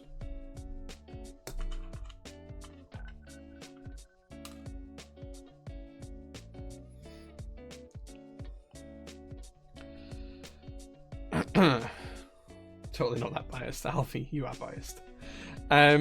Spin-off from the button expiry question: is euthanasia a valid answer? And thoughts? I mean, I'd rather kill myself than kill someone else, so yeah. Supan says, what would you say was your best day at PT so far? Every day is a good day at PT. No, like anyone, like it's work. So like anyone, I can have good days and bad days. I think there's like been a couple of really standout days. The first time we hit like I think I have to give you like 5 different occasions. Actually, it might be 5 different occasions. Let's see. So when we first sold the J01 Rev 1, when we did the group buy for that was kind of like the group buy that made PT what it is. Because we were supposed to sell like 50 keyboards in like a week or 2, and we ended up selling 350 in 30 seconds. And that was kind of like the first realization that I had something that was more than just a little side hobby, that it was actually going to be a full-fledged business that I needed to run. So that was probably one of the days. The second one was probably just a couple of months after that, which was when PT moved into its first workshop. So that was a really big kind of like phase shift for us as well. Hiring staff when it wasn't just me, and taking that big jump to actually having people on the books, paying national insurance and tax, and having to do pension contributions and track people's holidays, and that was probably another really big day. But it was probably a lot of work, but it meant a lot to me to be able to do that and to be able to help, to be able to provide for other people as well as just myself. We've had some really good days with certain products and certain takings and things like that. Like the first time we had to, like, I think it was month 3, and we sold that much product in month 3, and it was so far out my expectations that I had to go VAT registered straight away. And it was like, yeah, I wasn't expecting to have to do that for like 2 or 3 years, and instantly we did it within a couple of months. That was quite good. Probably the first time we hit like £1 million in revenue, which wasn't that far into the company's history, to be honest. Like I think it was like just over a year before we hit the first £1 million in revenue, and then it was way less time to hitting the second £1 million. Like those were 2 massive points as well. So I think it's things like that, like milestones for the business. Those are probably things I'd pick for that. I never checked with the PE sheets whether we needed to put them in first, so I guess we're not doing PE sheets today. Oh well, that's fine. Because I think, yeah, I'd have to. I did want to do PE sheets, but maybe I don't. Let's not do the PE sheets. We can always rebuild this. It's dead easy to rebuild, right? Okay, next job is to get standoffs and get those ready to install standoffs and screws. These.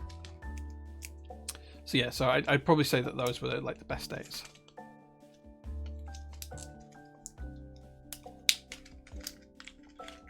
Angry Swan says, I'd be interested to know your view on a phased smoking ban and where you stand in the balance between personal choice versus rules and laws designed for the public good, while forbidding off smoking, but it doesn't open into interesting discussions around things like drinking. Okay, so there's a few things with this. First of all, when I was young, I used to be a smoker. That's no secret. I smoked for a long time. I smoked from being 12 to being 18. Where I grew up, my parents smoked. All of my parents' friends smoked. My friends at school smoked. It was just kind of... I don't want to say it was the done thing, but It pretty much was. That's the only way I can put it, really. It was just kind of almost like everybody smoked. Like, so many people smoked that it was almost impossible to not smoke. So I was brought up by it, and yeah, that was a thing for me. The first job I ever had out of college, I had my own pub here in the UK, and the smoking ban came in kind of around the same sort of time, and that was a whole interesting time period as well. So my total view on this, ultimately, my family smoked. My mum died of lung cancer, and she still smoked up until the week she died. Like 3 days before she died, she had me wheeling her outside so she could have a cigarette. I've still got my mum's car, and it hasn't been driven since she passed away. But every time I open the door to it, it like just smells of cigarette smoke. But that kind of reminds me of her as well. Anyway, it's one of those things that I think should be phased out. Like, people should have the right to choose what they do to themselves, but the issue with smoking is that it affects other people. So it's not just that it affects you. That's your choice whether you want to affect your own body. I get that. That's completely fine. But smoking around people affects people around you. So it can affect the children that you live with. Like, I could have health problems in the future because my parents smoked, right? That's absolutely possible. It could be the reason why I had asthma growing up. It's possibly the reason why a lot of people have allergies these days. There's an opportunity for you to give someone else cancer based on the fact that you are doing a certain action. So for that reason alone, I think that smoking should ultimately be phased out and banned. And I'm pretty happy that it has been, certainly in the UK over the past few years, almost become eradicated. Like, I don't know anyone now who does smoke. And I used to know, and everyone used to smoke. My aunts, uncles, friends, family. So I think that's a good thing. Other things like drinking, that's only affecting you primarily. Sure, you can get angry and you can be grumpy with people and stuff like that, but you're not intoxicating someone else. You're not unless you are forcing someone else to drink, but that's not something it's your actions then that are affecting someone else, not your actual act of imbibing alcohol. So I think that's where I draw the line, right? So yeah, I'd get rid of cigarettes. It's a really good question, actually, is that one. I like that one. So Angry Swan, maybe you'll get the death mat. Britannia, thank you so much for the raid of 79 people. Apologies, I missed that. I completely missed that. I so apologise. Thank you for everyone. Hope you're enjoying this. Earth has been invaded by aliens. These aliens want to offer us up as some kind of gift to them that will allow them to not kill us. What are you going to gift them? Incredible. What am I going to gift aliens so they don't kill human beings? I don't know. The joy of keyboards. I don't know. It depends on their culture, right? Because their culture's likely not going to be very similar to ours. It's likely going to be very, very different. Incredible. Thank you so much for the follow. I appreciate that, guys. Their culture is going to be really, really different to ours. So I guess for me, it's going to have to be determined by what's their culture like. What do we have that they don't? Is it something like humor? Geeky, thank you so much for the subscription. I really appreciate that, dude. Is it going to be something like we have humor and they don't? Because then we give them that. So I think being able to answer that is really, really going to depend. But we'd have to find something that we have that they don't. Maybe they don't have relationships in the same way as we do, or they don't do humor, or they don't have certain emotions, or there's something that we do that they don't. And I think that's something that we'd have to look for. Okay, that's all of this one assembled. So we've just been putting the standoffs in there to hold the plate and PCB assembly together. That's all ready to go. You can see the light pipes are in there for between the keycaps as well. Let's now do the next side. So I think I'd probably base it around what do we have that they don't, you know? What is the resource that they're looking for, and how can we give that to them at the least amount of loss to us? So there we go. If you could relive one moment with one person, dead or alive, what would that moment be? There was a time when me and my mum went for a walk around Kirk's Labby. It's a place near where I grew up. And we took the dog, and it was kind of like one of the few times that she was actually physically able to walk since she got the cancer diagnosis. So this had been about, I can't remember the exact date, but it would have probably been 2017, maybe 2 years before she died. And it's the last time I remember her being physically well enough to be able to do stuff on her own. And I'd love to kind of like relive that day and be able to do some other stuff with her as well. Rather than just go that one place, because as much as I cherish that memory, like we could have like spent a whole day doing stuff while she was physically well enough to do something. It's like the last time I remember her being well enough to do stuff. So that probably would want to pick. RL keeps us. How does one find happiness? Happiness is in the mundane. Before we go any further, recently entered the workforce full time, and staying down the valley of 40 years work is a lot, dude. Like. Work to live, don't live to work would be one thing that I've learned from many, many years of corporate drudgery that I thought I enjoyed and turned out I didn't. But happiness overall is in the mundane. And I swear this is true. Like 90% of the time, you're not going to be happy or sad. You're just going to be existing. And that goes for most people, in my experience. I'm sure there's people out there who are in a constant state of happiness or euphoria, but my experience is that that's not the case, and that happiness comes in waves, and so does sadness and negative stuff. You have to ride with the comfortable and be comfortable in the mundane, and then when you know it's a good time, really enjoy the shit out of that time. That's the way to do it. That's the way to do it. 8 Myers says, have you got to give the Dry Studio Black Diamond 75 keyboard a go? You haven't stopped. No, we only had a handful of those, so I haven't had a chance to have a play with one. We do have one left. If it hasn't sold by like within like 3 or 4 weeks from now, I probably will build it and then put it onto the store like as a built item, because I do want to have a look at it. But if it goes, obviously I won't get that chance. So yeah. Incredible. Do you think Leclerc can actually pull through with Ferrari? I'd have thought so after this amount of time, but for me, science delivers far more. I think Ferrari are just stuck in a rut. They don't know how to give Charles what he needs, and I hope that Hamilton coming to the team will give Ferrari that knowledge. Like it will, Hamilton's knowledge will bring to Ferrari the kind of like the missing bits, the bits that they're missing. I hope that's my real hope for it. That one. So yeah, so that's my real hope for it. Not a very exciting question, but have you got a favorite book? I've got a few favorite books. If I had to pick one, it would. Can I have a series? Like if I had to pick one series of books, it would probably be the Hitchhiker's Guide to the Galaxy books. Douglas Adams, as a writer, had a way of changing how you perceive things.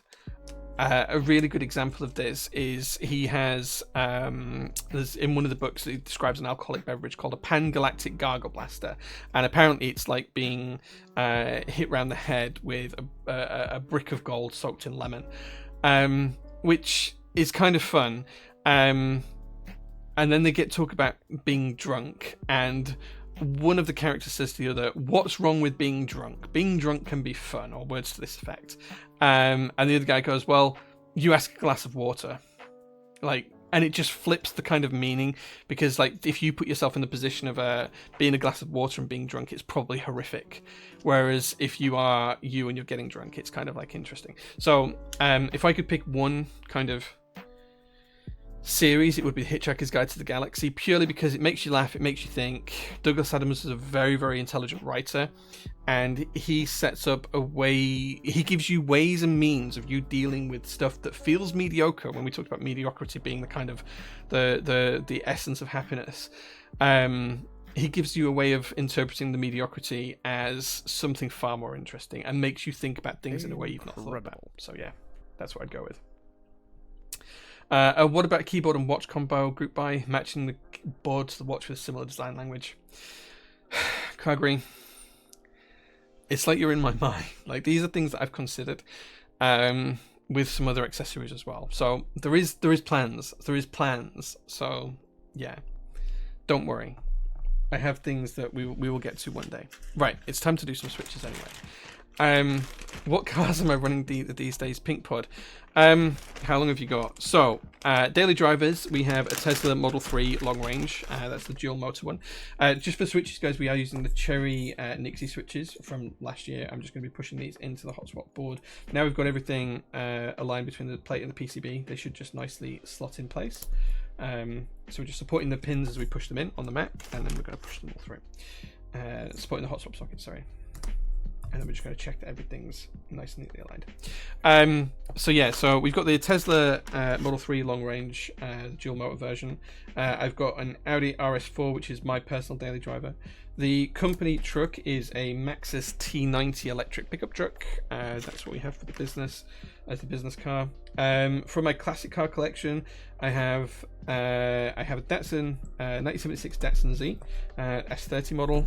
It's got a 2.8 litre straight 6 overhead cam engine, completely stock.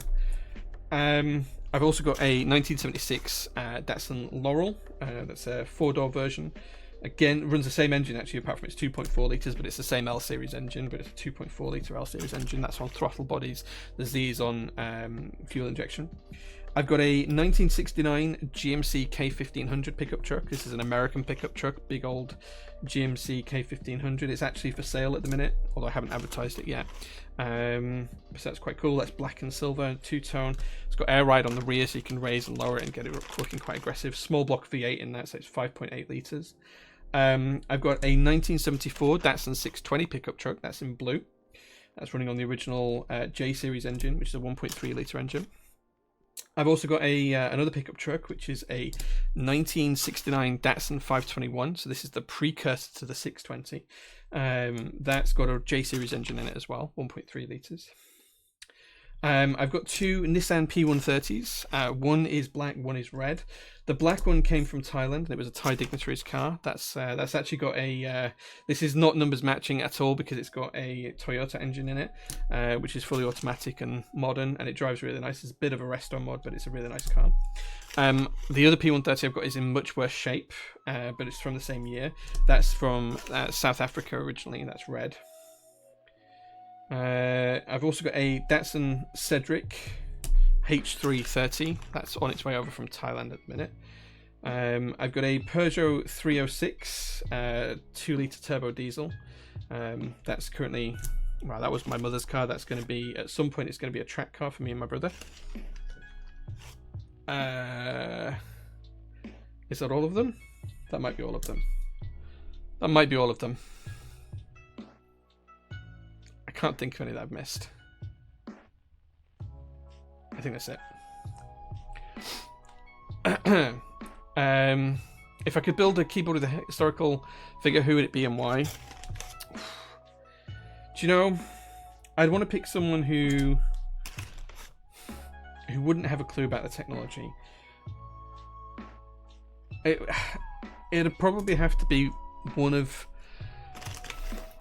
three people. One of three people. It'd either be Joan of Arc, because of what she accomplished in her lifetime, Alexander the Great, because of what he accomplished in his lifetime, or Helen of Troy, because of what people did for her. I think those are three most historical figures that I kind of have like a want to know more about. We like the fruits of life, so we tend to want something, then get bored, so want something else, and old is good in Italy. Yeah. Congrats on the job first. Oh, you took it to our Alkeeps, that's cool. What's your strangest deja vu experience? Like, I get deja vu quite a lot. Like, I will read something, or I will see something, or I'll watch something, and I will be convinced that I've seen it before, or that I know what's going to happen next. And I don't know where this comes from. I don't know if I dream it, but it happens daily to me. Like, it's this weirdest thing, and I don't know where it comes from or what drives it. But it happens to me all the time. It's probably something to do with brain chemicals and things. Cycle 7 works. Type when it connects up to my phone. That's cool. That's cool. Well done, Lottie. Favorite dad joke: two biscuits are walking down a road. One gets run over, and the other one goes, "Oh crumbs." if you're in a live situation playing Crash on a Mountain, would you volunteer one of your limbs for the group? If so, which one? Dude, like, I can't even put myself in that position. I like to think that I would offer one of my limbs for the group to survive. I don't think I would physically be able to go through with it, but I like to think that I'd be that type of person. I don't know. That's an impossible question to answer. How much of my own money did I have to invest to start PT? A lot. Over the years, it's probably close to 7 figures. In fact, it might even be more than 7 figures. I'd have to figure it out. The problem with phasing out smoking is that it'll push it underground. Incredible. Yeah, but like 1,000 of things happen like that. 10,000 what? Thank you so much for the follow as well. Like, I don't even know what underground means in that context, if I'm completely honest. So, it's impossible to say. But yeah, like, it's no different to like how other drugs are used today, I suspect, and it does limit the impact as well.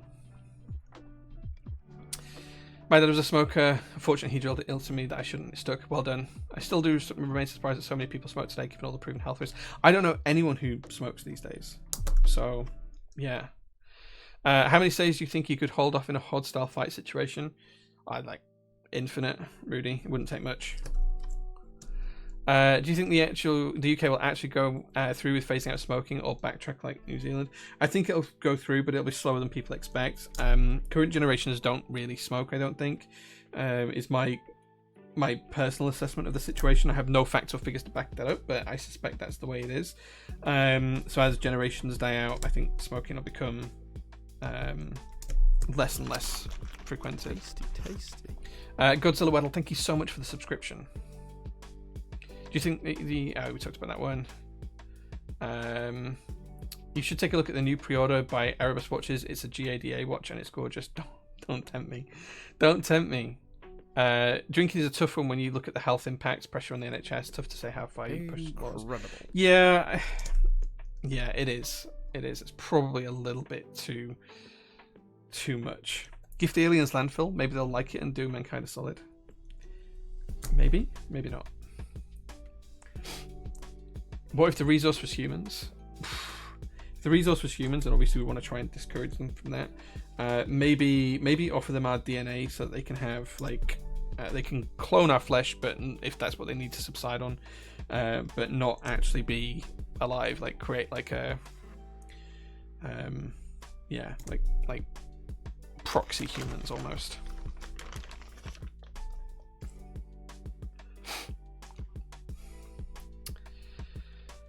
Adam's here. Hey man, good to see you. What's my next tattoo plan? So I want a few. I have 14 tattoos, 15 tattoos. I'm nowhere near as heavily tattooed as some people watching the stream, and but I probably will get there one day. So my next plan is I've wanted to get something done for my mum for quite a long time. She was a massive fan of tigers, so I'm looking at getting some like traditional tiger style, Chinese style tiger tattoo or something like that. The biggest challenge for me is finding the right artist and finding the time to do it, but it's something that I probably want to try and look towards doing later on this year. I haven't decided where, either shoulder or my right calf, because my left calf's got a tattoo on it already, so maybe one of those two things. I don't know though, like nothing set in stone. I do want to get some fun tattoos as well. I've wanted a Jack and Sally kind of tattoo. For those of you who don't know, Nightmare Before Christmas, the protagonist and his love interest are Jack and Sally, and I've wanted to do a tattoo with those characters on for a long time. So I'll probably pursue that at some point, but I don't know when.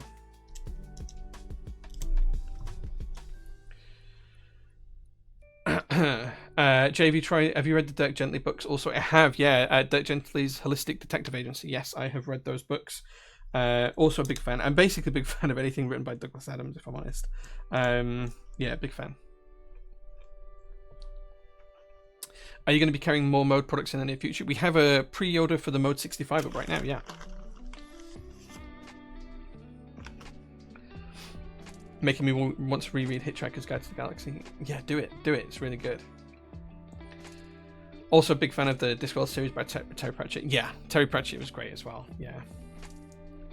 A question as a psychologist: if you had a friend or partner who spoke to you as you may speak to yourself on a daily basis, how long would you allow them to be your friend or partner? Probably not very long. I don't think it's any secret that I'm very harsh on myself. That's partly the reason for some of my success in life, if you want to call it that. I'm not sure I would call what I've done with my life success, but some people seem to think that's the case. So yeah, I don't know. Like, I don't think I could be friends with them for very long. I am not a nice person to myself, and I'm very aware of that. So yeah, I'm not classing vaping as smoking, which is probably maybe a bit bad on my side, but yeah, going back to that one. I think the rate of smoking is rising again after young people got hooked on vaping. Over 6, maybe. If your life was a video game, what genre would it be, and who is your final boss? I'd be my own final boss. It'd be like Dark Sonic back in Sonic games or something like that. Yeah, I'd be my own final boss. That's without question of a shadow of a doubt. Probably some sort of like platformer, something like Pandemonium, maybe, if you guys remember Pandemonium. Great answer. Moby, you said great answer. I have no idea what the great answer was for. And the island was created. Oh no. Hey Jay, are you guys looking into some new MT new designs at the minute? Afresh, always. My DMs are open, emails are open, always. I'm loving MT new right now. So yeah, reach out if you want to do something. What do you think it would take for salaries to eventually outpace inflation? The destruction of capitalism. So the issue with inflation and salaries is that they are intrinsically designed by capitalism to not be linked in a linear fashion. This is why you see late stage capitalism blasted around all over the place, because the idea is that capitalism always generates a profit, and the only way it can do that is by exploiting both its customers and its workforce. The aim of capitalism as a whole is ultimately, in some ways, to destroy itself, because it is not ever possible to just keep growth going at a certain rate. There's ways of doing that artificially, which is where a lot of inflation comes in. So the Bank of England does try to ease inflation if it gets too high, but they do want to see some inflation overall because they need to see some growth in the economy.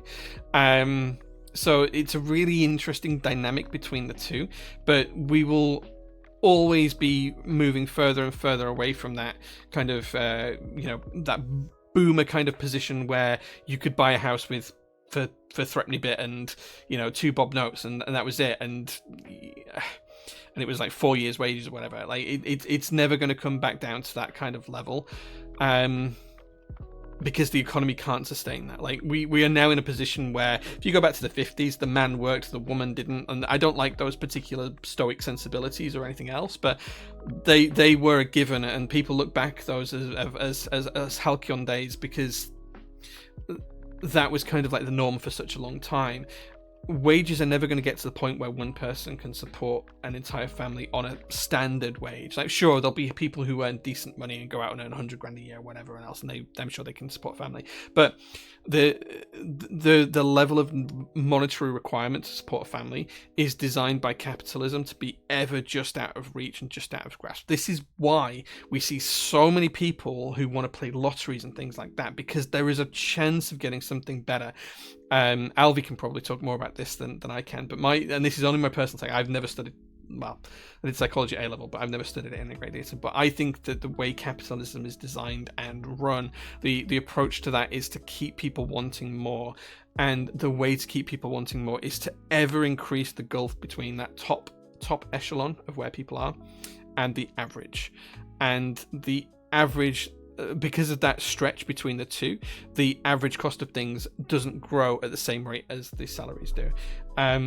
So the only way to get the salary expectation to match up is to do away with capitalism. And I think the ultimate solution here that the planet's going to have to move towards is some sort of universal basic income. And that would give people enough to have a good life. It needs to be a base level that gives people having a good life. So let's just say for argument's sake, that's the living wage right now. You get the living wage just for living. You have the living wage just for living. That covers the average rent, the average food bill, the average gas, electric, and everything else bill, the average monthly cost for us for a person, that's what that income covers. And if you want to do more than that, then you can go out and do more than that. So you could then go out and work and become a coder or a developer or an artist or whatever it is you wanted to try and generate more income for yourself. And then it's up to you at that point as to whether you want to be better or average. And I don't mean that as in you yourself, but I mean in terms of your income, whether you want to chase more income or whether you want to do the arts and crafts just for fun because you've got free time, you don't have to work. And ultimately, this is kind of like that. I don't want to say it's that nirvana or that kind of, idyllic kind of community, but it's ultimately where we should be headed. Like, most of our time should be leisure time, right? And working shouldn't be something that we have to do to live. That's the ultimate dream of what should be the dream of mankind.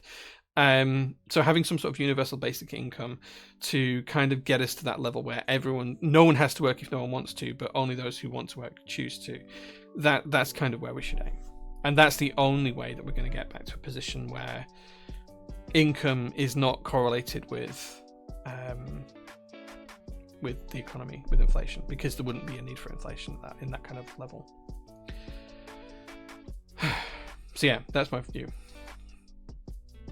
If aliens came to Earth and killed most of us and there were two groups left, the free people that lived underground in forests, etc., and the people who had been captured by aliens that lived in the zoos to be viewed, which group would I want to be in? I suspect that life would be more comfortable if you were in the zoo, but you would be giving up freedom for comfort, and I don't know which way I would fall on that. I suspect comfort might be key to me. The older I get, the more I want to be comfortable. I can't read the username. MDM says, in my opinion, this is a rant from a man who has an extremely strong grasp on economics and politics. Well played, Jay. I wouldn't necessarily say that. I'm very opinionated. I'm aware of that. So, yeah. What's the worst addiction that is a non-drug related? What's the worst addiction that is non-drug related?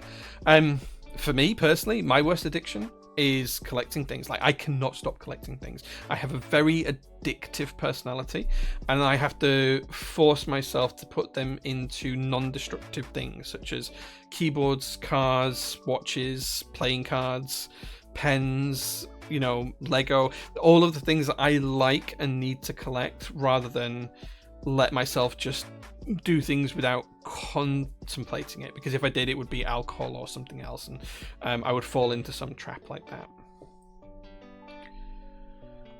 Very proud to know that the person I spend my hard-earned disposable is such a kind human being.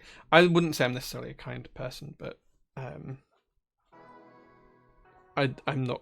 I don't know. Thank you. Think of the shareholders. Well, that's the whole point, right? We want to get away from having shareholders in life, right? That's where I want to get to. How do you maintain such a glorious beard? My skin just gives up. Two things. One, brush it 3 or 4 times a day. Constantly brushing it helps. 2, don't use beard oils. I use a beard cream. It's like a moisturizer for beards. It's L'Oreal Beard Care or something like that, but it's designed for beards, and it's great to just put on your face as well. So that's how I do it.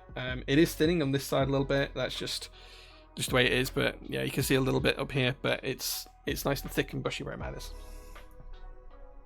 So plenty of brushing. It needs trimming, actually. It's at the point where I need to go to the barber's this week and get it trimmed. But plenty of brushing constantly to get all the dead skin and everything else off. And I brush it in the shower, so that's the key as well. So I've got like a beard scrub. It's like a silicone pad with kind of like some protrusions, like almost like little mini pyramids sticking off of it, and just like beard scrub into it. And yeah, every night in the shower I do that. Alvy says, if you're interested, Jay, there's a psychological concept called hedonic adaptation, the hedonic treadmill. It's where humans generally tend to fall back to stable states after peaks and troughs. I think your point might link into it. The constant reach for something out of range keeps us permanently in a peak state where we chase things, in this case money, higher salaries, endlessly, or try to use schema shortcuts like the lottery to cheat our way out of there. Yeah, I'd be interested to give it a read, because these are my kind of like takes on takes on economy and social scales and things, rather than any particular learning that I've done. Like the last time I studied psychology was 2002 in college when I did an A-level in it, so I have no real training in the subject matter, and all we did really in that was watch 12 Angry Men and look at Milgram et al. And stuff like that. So yeah, I'd be interested to read something like that. Reading posture check, yeah. What's the most beautiful thing you've been told? The most beautiful thing I've been told. I don't know, is the honest answer. I've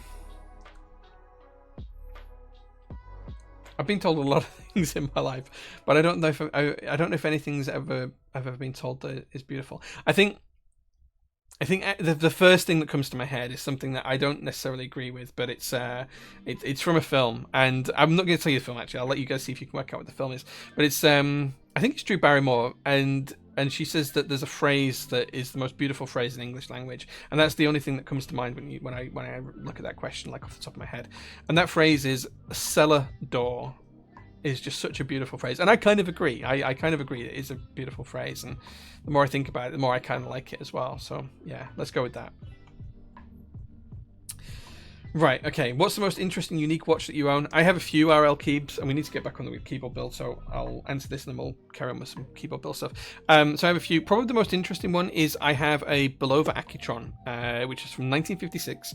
It's got it's a very simple silver watch. It's got large letters. It's a very small dial. I think it's 38 millimeters. And it's got large printed letters around the outside and two hands and a second hand, and then underneath it's got red text that says railroad on it. I can probably, if you tag me in the Discord after the stream, I can send a picture of this. It's a really cool thing. Now this era of Bulova Accutron, this was kind of like before quartz watches were really a thing. And if you don't know, quartz use like the timing of the resonant frequency of quartz is used to keep watches with batteries to the right time, more or less. Which is why they don't lose as much time as like hand wound watches do. And the Bulova Accutron didn't use that, but what it did use was a tuning fork. So inside there's like a small tuning fork, and you can hear this kind of like high-pitched buzz from it, but it's not like an electronic buzz. It's very much of a melodic buzz. And it's basically this tuning fork inside. If you remember tuning forks, are these like forks, two prongs, and you used to bang them on the desk, and you could hear them vibrate at resonant frequencies. And you'd have different ones. You probably played with them at school. You have different ones that did different frequencies. Anyway. This particular one vibrates at such a frequency that it allows it to keep time, and it's an old analog hands watch as well. And the interesting fact about it is at the time it was the most accurate watch that you could get, and it was the first watch that was deemed accurate enough for the railways to issue them as standard usage. So the one that I have was actually used on the US railways back in the 1950s, late 1950s, early 1960s, as a railroad timekeeping piece. So this would have been either a conductor, a driver, or it would have been a station master who had one of these watches provided by the US Railroad Service to help them keep time, because they were the most accurate timepieces on the market at that point. So yeah. Jay, what period of human history would you most like to live in? Not present day. 50s. The styling was so cool. Do you and your family ever vacation to America, and if so, where? Yes, I was in Seattle a few years ago. We are going to Orlando, Florida in October this year. There's 8 of us going, I think. So it's like a really big holiday. Me and my wife are probably going to do a few days in the Florida Keys as well. Maybe a bit of time in Miami and stuff like that. What am I most proud of? Ironically, what I'm most proud of isn't something I created. It's probably the Twitch subs here, called the SPC, have their own group on Discord. It's kind of like a private chat for them. And the amount of friendships, not with me necessarily, but the friendships between people in that channel that I've seen blossom and grow, that's one of the big things I'm most proud of for happening. And I didn't even create it or control it. It just happened naturally. And it's one of the most beautiful things when something happens naturally and organically. And I like that a lot. So yeah. That his beard is excellent. Oh, okay. Good old Milgram. Yeah. Have I watched Shogun? No. I question your commitment to sparkle motion, Jay. Sparkle motion? Why do I know that phrase? I don't know what it is, but sparkle. Oh, it's the. I do know what sparkle motion is. Sparkle motion is from that film. Yeah, the film I wasn't going to tell before. It's from that. It's the dance troopers thing. Yeah. Okay. Tom Barnes, thank you so much for the 5 tier 1 gift subs, dude. Thank you so much for those. I really appreciate it. And Tom, I love you, man. I love you. Donnie Darko, it is. So what was the second most beautiful? Let's go with you, Tim. Let's go with you. Akitrons are so cool. The electric watches before quartz. It would be so good to go back in time to see people's reaction to it. Yeah. Analog or digital? For watches, analog. Gotta go now. See you. Have a good stream. See you, man. Skedaddle. See you later. Always Milgram and Zimbardo as well. What was the Stanford prison experiment? That's the other one that always rings a bell with me. Pavlov and his dogs. Yeah, Milgram was the one where they put themselves into institutes, right? Moons of Empire, thank you so much for the gift subs as well. 5 tier 1 gift subs, dude. Thank you so much. I really appreciate it. Yeah. Marbles for GMK today. Yeah, we're going to be playing Marbles for GMK. Oh, that's me that's posted that. I wondered where that come. Jenga, thank you so much for 16 months of subs, 2-month streak. Really appreciate it, my dude. So yeah. You met Phil Zimbardo. He's as crazy as you might think he is. Nice. Which one was Zimbardo again? Which one was Zimbardo again? Remind me. Did I just talk about it and I've completely forgotten about it? Oh yeah. Oh, yeah, sorry. Milgram was the one where they shocked people. But yeah, and they got a reward if they shocked people more or less. And I think the findings were, and it's 20 odd years since I studied this, so I think the findings were that people were quite comfortable in hurting other people, even though they weren't really hurting them, right? Stanford prison. Oh, okay, Zimbardo was Stanford prison experiment. Okay, fine. Yeah, okay. Casio calculator watch you had as a kid was the best one. Yeah, fair. Use a solenoid to keep time. Dude, that sounds so good. I've got a lot of old flip clocks and stuff like that. I love old machinery. I love it. Old machinery is a really huge thing for me. Okay, so Stanford Prison Experiment. That's where they locked the randomly assigned students and guards roles in a mock prison, and the guards became overwhelmed with power, if I remember rightly, and started making life crap for the prisoners, right? Is that the study? Is that the study? Like, it's 20 years since I did this, so I'm going from memory. But I feel like it was like late 70s and locked them in the Stanford basement or something. Anyway, it is what it is. Right, let's crack on with the keyboard build, because we've talked about a lot of stuff. But keep the questions coming, guys, if you're enjoying hearing my answers. It's time to take this board apart now.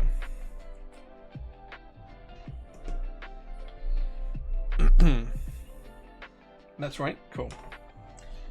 Right, we're onto a hex key now. I think we're going to need this one. There we go. Will China dominate in EV and keyboard production? Okay, so China already dominates in keyboard production. That is pretty much a known fact right now. Almost every Western maker has their boards produced in China, and I say almost every because not all of them do. There are a select few who don't.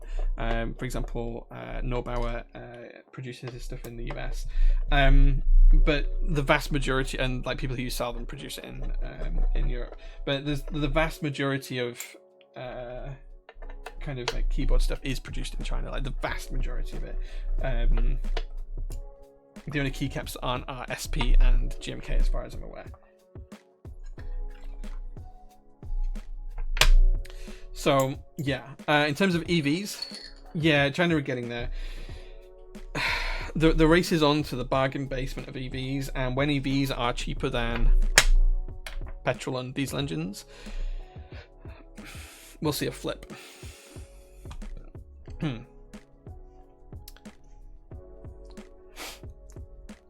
They always highlight the sunglasses of the guards, helping them to disassociate and dehumanize prisoners. I remember that, yeah.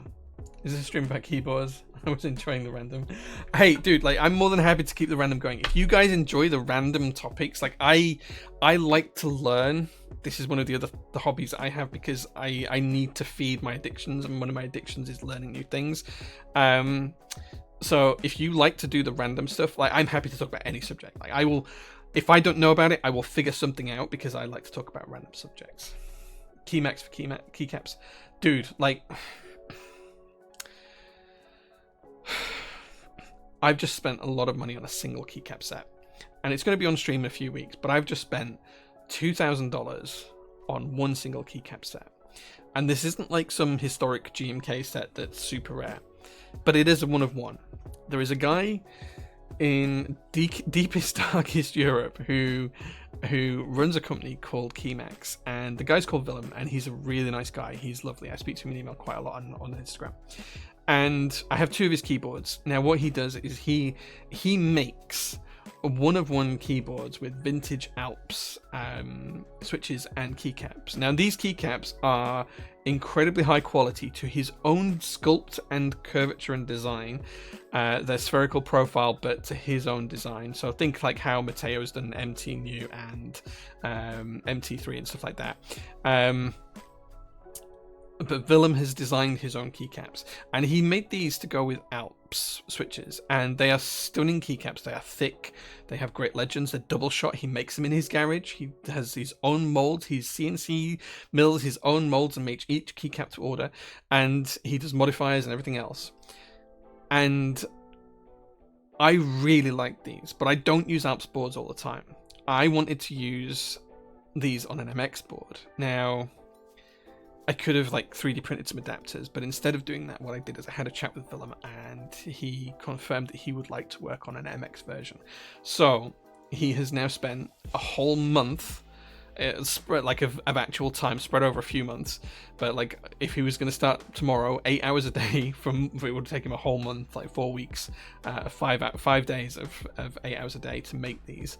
He now has molds for an MX keycap set, which has UK ISO compatibility. Yes, I paid for that as well. So I spent $2,000 on this one keycap set, and I can't wait till it gets here because I'll show it to you guys. I will show it to you guys when it arrives. I'm very, very excited about it. Okay.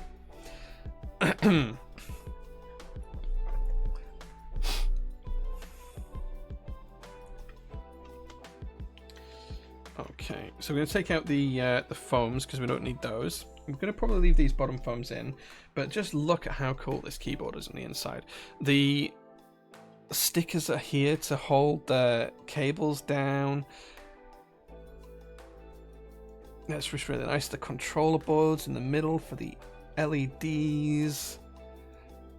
It's just a lovely, lovely bit of design work is this. So I think these need to come out. So let's peel these off of those.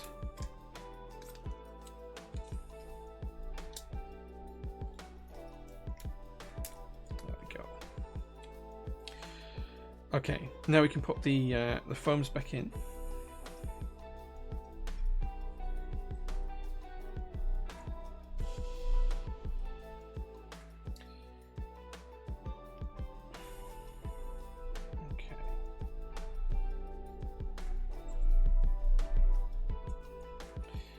Okay, and we're going to go top mount. Oh, no, it's going to be bottom mount. So it's bottom mount.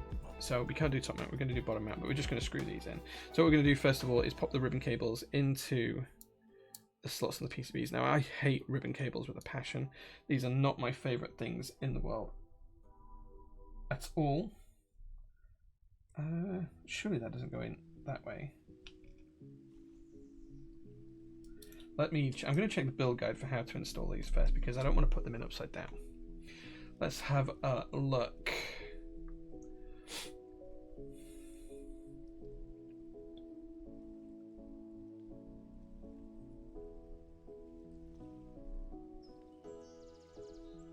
Am I supposed to put a twist in the cable or not?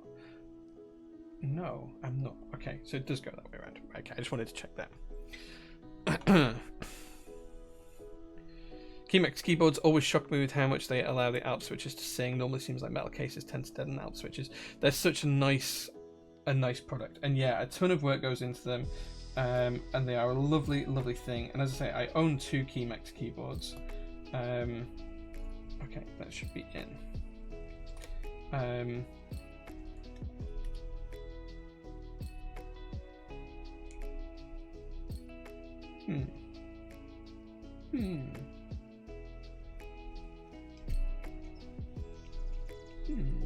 How do we mount this? I thought that this was going to be bottom mount, but it's not. I think we have to put the gaskets in.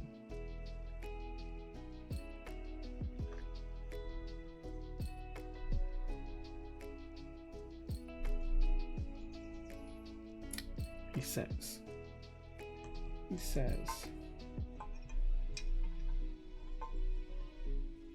Oh, I'm the wrong side, look.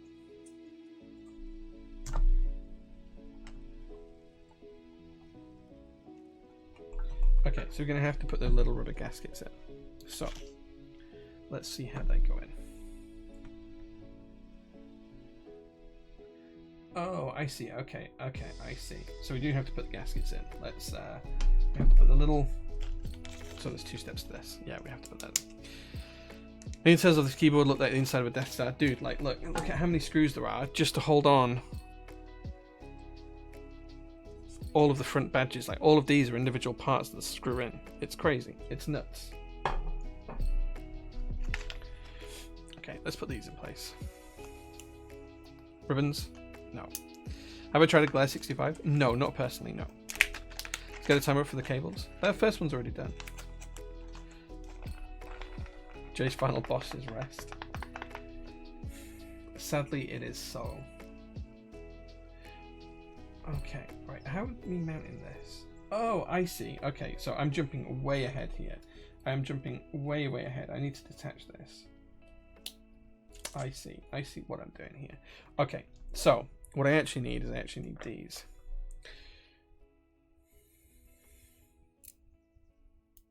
Okay, I got you. So we have these little Faukwaa branded mounting tabs. I see. And then what we're going to do is... Okay, so these on each end, these are kind of like a little mounting strip. And on each end, we're going to put one of these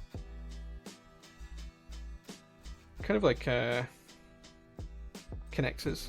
These are like a silicone connector, shaped a little bit like a dumbbell. Camera, please focus. Come on, camera.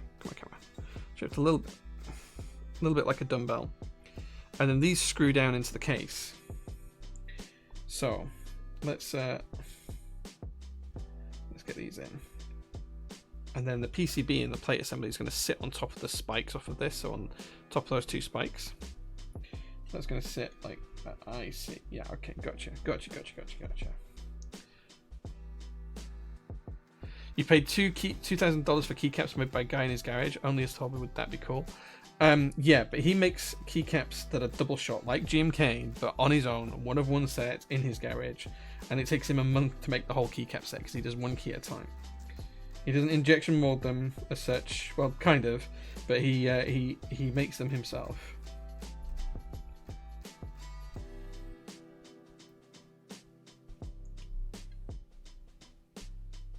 Okay, what else are we doing here?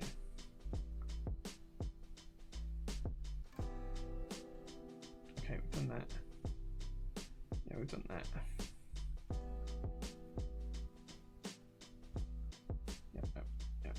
Yeah. Okay, cool. Right. Okay. Just making sure I'm doing this in the right way.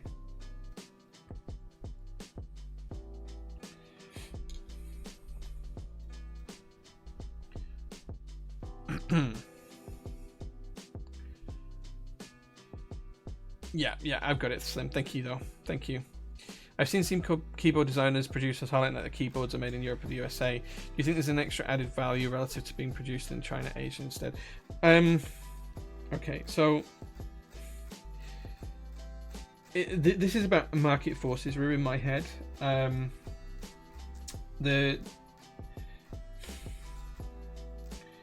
The issue is producing stuff in the Western world is not as cheap as producing in China. Like, the cost to go to a machine shop here in the UK and have someone machine a product for you. Let's say it's a keyboard. Let's say it's a really simple tray mount keyboard. Like, think, old tofu style tray mount keyboard.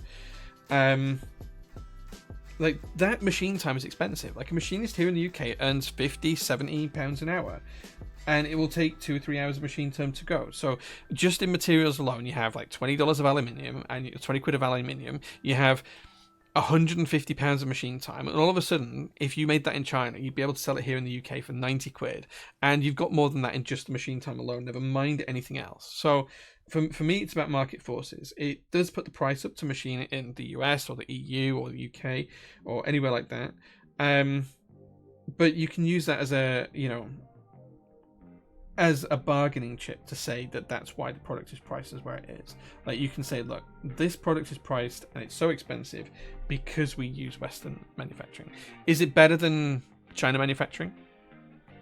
That's subjective, and it depends massively from manufacturer to manufacturer and batch to batch. It can be, it can't be. It really depends on contracts and agreements and stuff. So yes and no. So extra added value, that's in the eyes of the beholder. Like, I absolutely adore Salvin. He's a great guy. I'm good friends with him. I think his machining work is fantastic. A lot of the projects that I want to do, I can't run through Salvin because it'd just be too expensive to run and no one would buy it. So, but we do some things. Like, yeah, actually, that reminds me, I need to message him about something. It really depends on the design, and it really depends on what we're doing. But yeah, it's not always possible to use westernized design processes because of cost, which is a sad state of affairs sometimes, but it is what it is. That one feels too big. Yeah, I thought it was. So we need the smaller one, look. And then we're going to have 2 left over. Nice.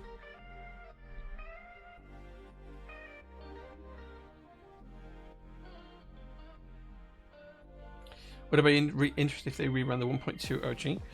Yeah, I already have a couple, but yeah, I probably would be.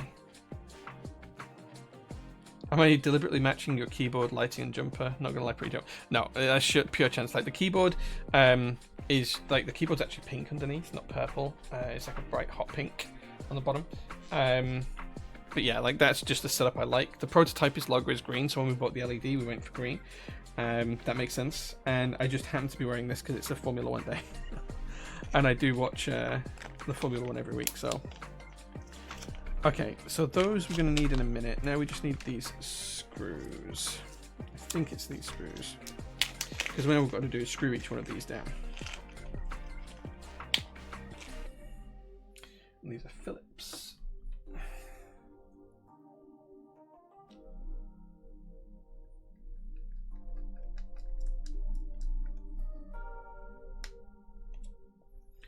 There we go.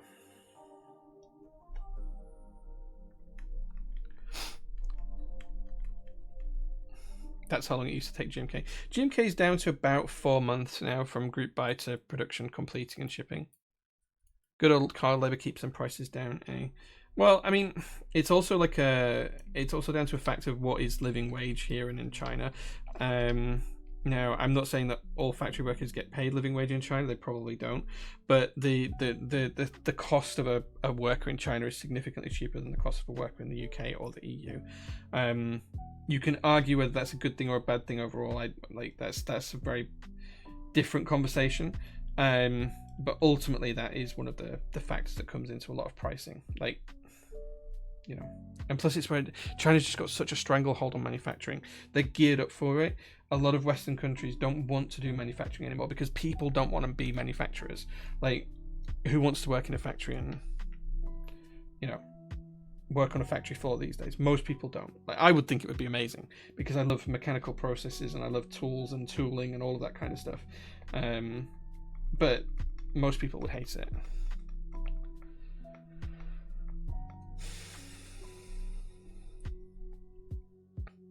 Working on the Maranello tour in the background. Thanks, Albie. If that happens, I'd be incredibly happy. Child labour is a drastic oversimplification of what goes on in China. It is, and like the way China has equipped themselves to do things is very different to anywhere else in the world right now. India is kind of following their model a little bit, for better or worse reasons. You can argue amongst yourselves about how you feel about it. I'm not trying to offer a discourse on whether it's right or wrong, but it's the facts that we are into in the hobby. It is cheaper to produce in China. It is, significantly cheaper to produce in China to the point where it makes no economic sense to produce pretty much anywhere else. There are opportunities in Asia and Vietnam and India and places like that, sure, but it is an oversimplification to say that China is the only place to do it, but a lot of Western countries can't keep up with it. That's just how it is. I like factories, but I'm a nerd with autism. So the interesting fact, I'm actually currently going through an assessment and evaluation to see if I do have any ADHD or autistic tendencies. So I used to love CNC machining at school. Yeah, I love it as well. It's very, very repetitive work. Kills your soul after a while. True. You'd have loved the Cherry Factory. The Cherry Factory's cool. Yeah, I really enjoyed it.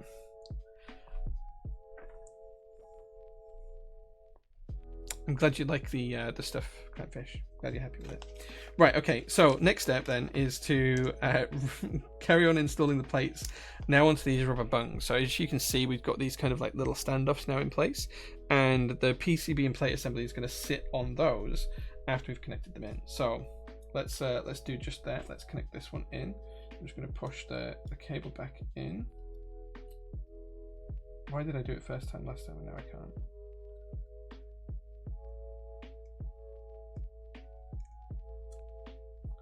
Oh, that's why. I've got the...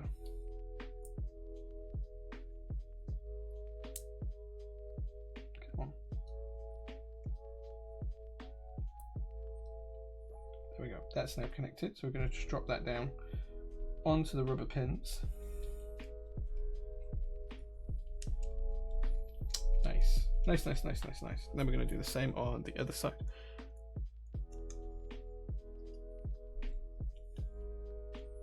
It's difficult to show you this, but I'm just popping the cable in place, and then once it's in place, I'm just locking it in with the two tabs. There we go. And then we're just going to push it down onto those rubber pins. Nice, nice, nice. And then we have some O-rings that we're going to pop on top.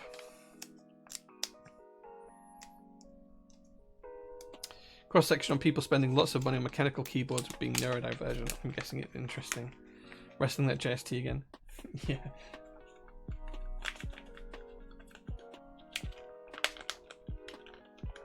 There we go. Okay, so these are now just little O-rings that sit on top of the pins that I showed you before. And the reason they sit on top of the pins is to hold the plate and PCB assembly together and inside the board, and also to act as a dampener on the top case when the top case comes in. But as you can see, it's quite flexible. Like if I hold this up to here, you can see here it's quite flexible. It is moving quite a bit. This may turn out to be a little bit too soft in the typing experience for me.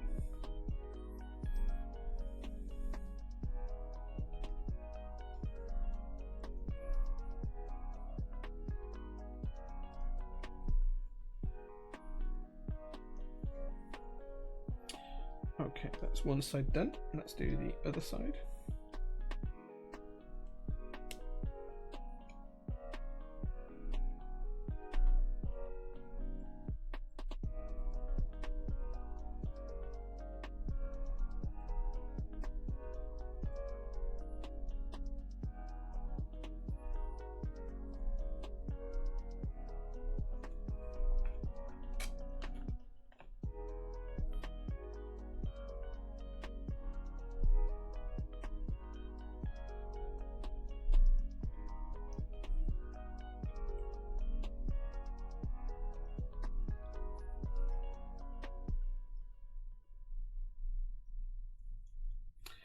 Okay, there we go.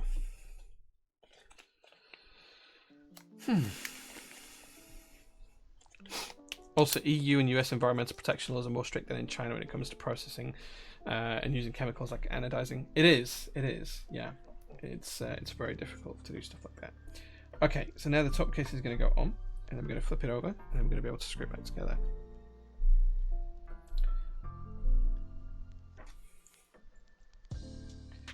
This keyboard has 1 trillion parts. Yeah. Which watch am I wearing today? It's one of the Swatch Amigas. This is Mission to Pluto.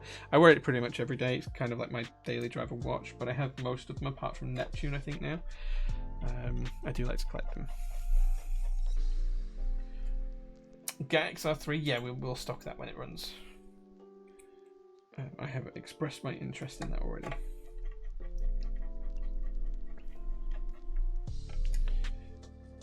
Okay. Love that desk mat. It's a shame that Candy Keys made a mistake sending me my set with the gym kit art, and they sent me one from Synchronize. I'm sorry to hear about that, dude. We don't have any of these left in stock, but I do love the... I can't believe you Morons actually buy this. I have the white one and black one personally. These are my personal desk mats, but yeah, I'm a big fan. Did you do anything special to configure those Sony XM headsets to the PC, or just connect and go? Just connect and go. I have an app on my phone for when I usually have them connected to my phone, and I do have like a different kind of like profile set up for them there, where the bass is a little bit different when I'm listening to music or podcasts. But when they're connected to the PC, I just connect and go because it's that easy for streaming with, and no cables as well. Missions Pluto is so good. Did you get any of the new Snoopy Moonphase ones? No, I haven't got any of those. I've only got the original kind of like bundle, apart from Neptune. So yeah. How did I like the Gihon? I haven't actually built one yet, but it's a really cool board. It's a really cool board. So yeah. Right, okay, so that's the keyboard built. It looks so good. Look at how good this thing looks. I'm really, really tempted to keep these badges as they are for now until we decide what keycap set we're going to do. So let's give this a test. Let's load up. Wait, in fact, actually, let me load.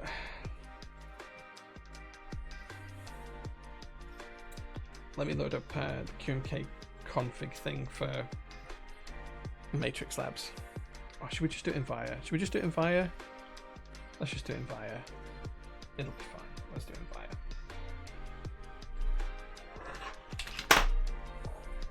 Put this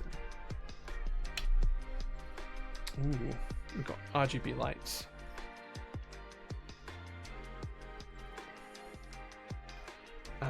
Let me just move Via so you can see it. Oh wait, that's not right. Why can I not move that? Is that it? Nope. Okay, I don't know why Via doesn't want to work, but anyway. It doesn't want to let me move it on the screen. Anyway, you can see the RGB has now all lit up. Let's just jump onto the key tester, and we'll just see what works and what doesn't. Okay, 6 doesn't work. Probably a bent pin. They all work. Arrows all work. Oh. All looking good there. Caps look's working. All looking good there. Shift.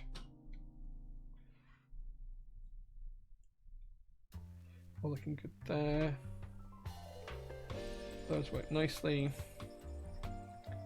Spacebar, yeah. Spacebar. That should be FN. Okay, that might do RGB. Okay, so let's see. 2 keys. Wait a second. Yeah, okay, so 2 keys aren't working. Let's just try and pull these out and see if it's just the hot swap switches. So that one is definitely a bent pin, because I can see the pin is bent underneath. So we'll straighten it up and try that one again.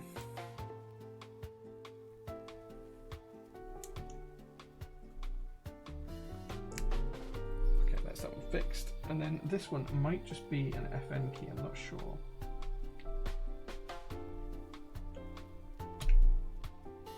Yeah, okay, I'm pretty sure that that's just an FN key, and that's why it's... We'll figure out how to configure it later on. Cool, okay. So, I'm happy that the keyboard's working.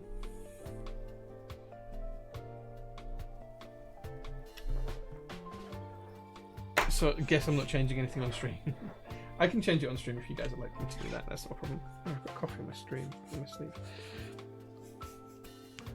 All of mine worked first time. Yeah, you were soldering though. You weren't putting hot swap switches in. That's the thing.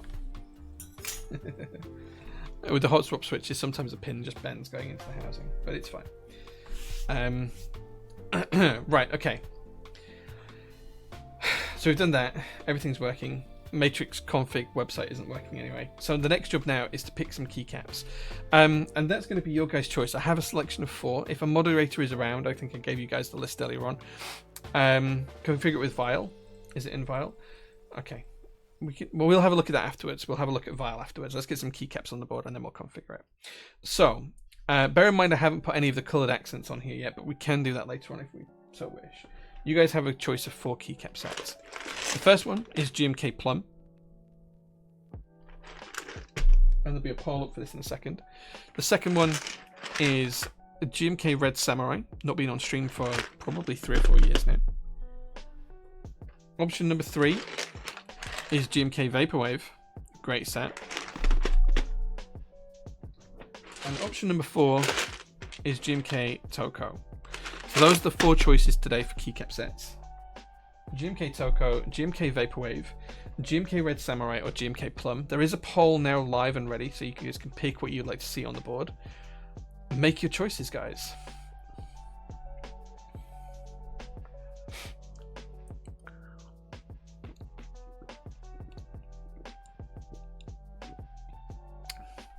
It's pretty accurate to what you're seeing here. So, like this is pretty accurate on this camera here at the minute. It's kind of like a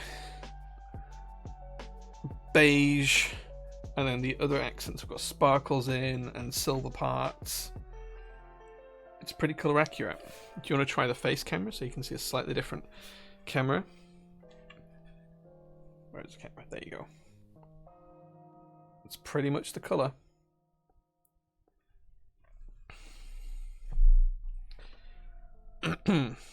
Pretty much the color.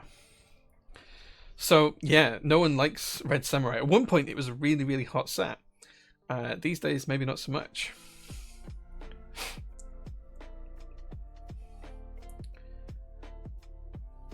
The sparkles look so lovely. They do.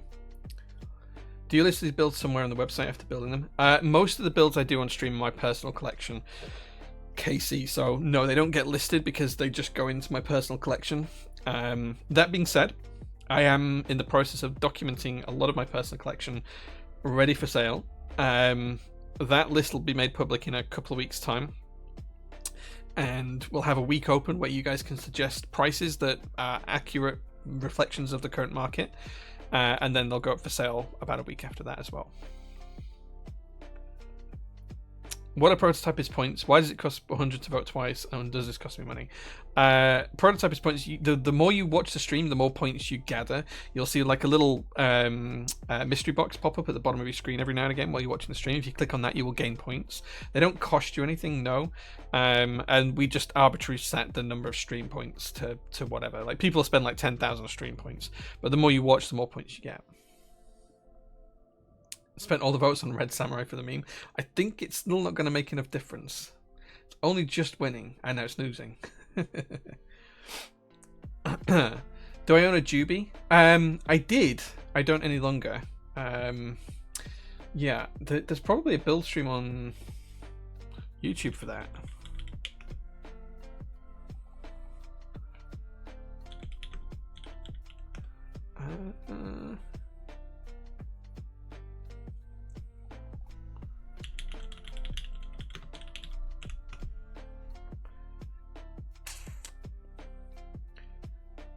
Can't find it, but I did build a Juby on stream at some point. Maybe it was on Top Clack actually.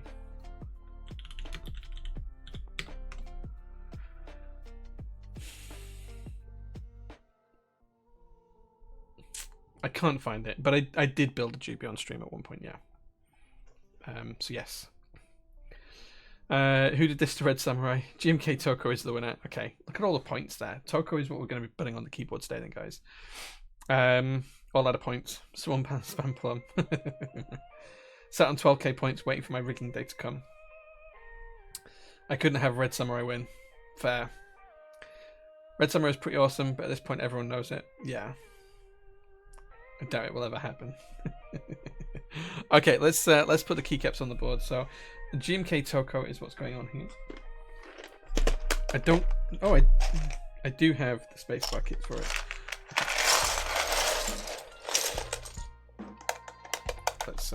Let's get this going. Do not need the big space bars.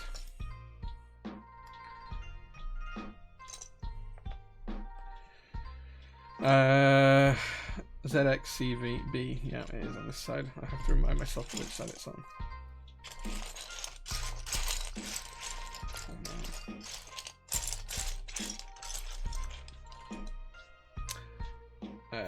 QWERTY. Okay. AST.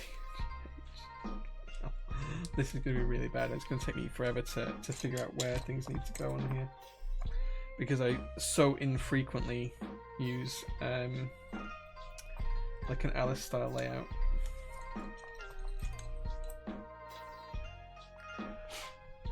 I feel like this point system is capitalism in action. Watch stream to gain 3 points. Is that really capitalism? I mean, there's an argument that that's socialism, I think. I mean, who knows? Who knows? Who knows? Maybe it's both.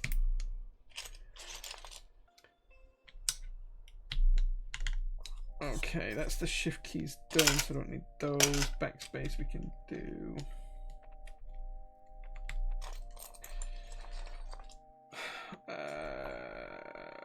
Right, let's figure out the spacebar situation. I think, is that going to be, is that one? Yeah, and then we've got a 1U here, which should be an Alt key. Let's see if we've got a 1U Alt key. Well, that's going to go there.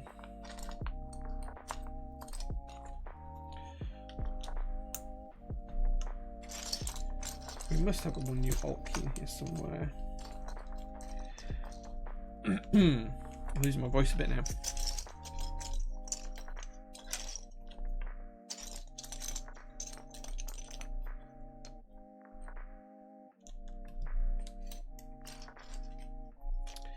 Come on, okay. Well, we'll pop that down for now, and then I think that's going to be a 1. Oh, it's going to be a 1.5U. Interesting. I thought it was going to be a 1.25U, but I was just eyeballing it. Okay, we've got another 1U. Okay, I see.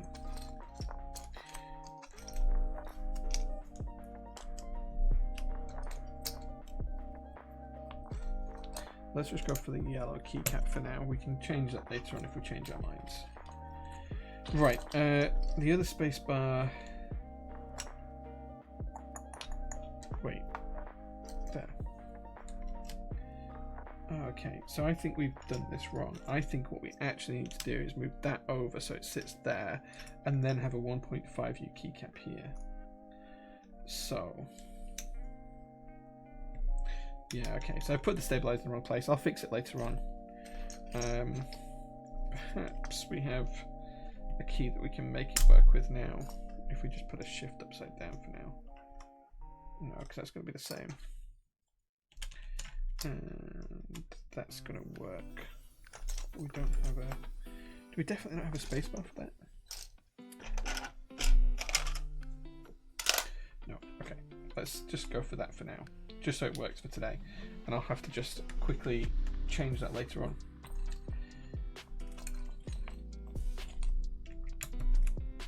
Let's go there. There we go. Okay, cool. Right, okay, it's something. It'll do for now. It'll do. That'll do, pig. That'll do.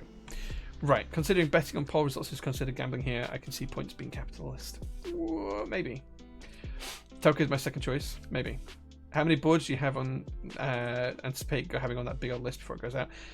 50-ish, maybe? I just love the colours. Yeah.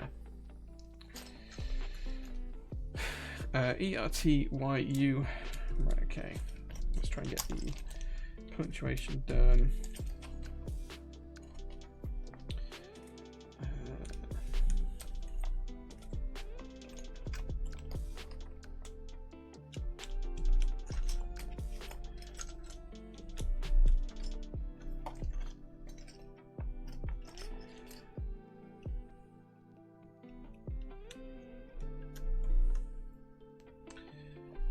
I don't know if we need 2 Bs on this one or not, actually. I need to check on that. Let's put the enter key on.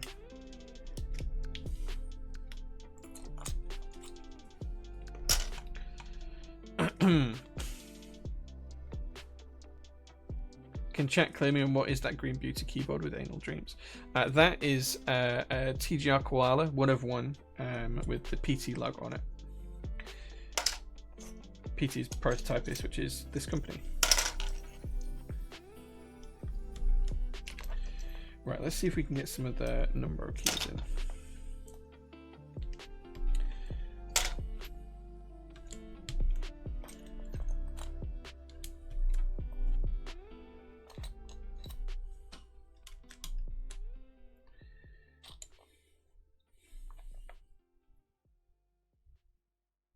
QWERT.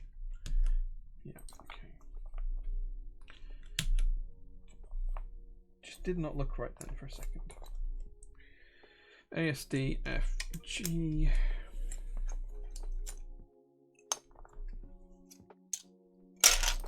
Don't need any more of those. Get rid of all the color keycaps for now.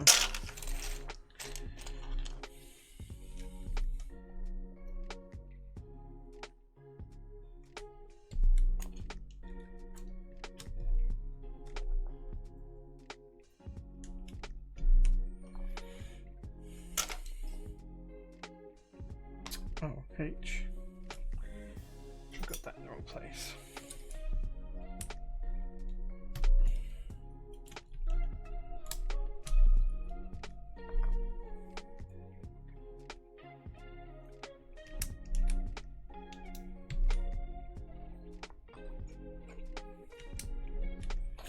There we go.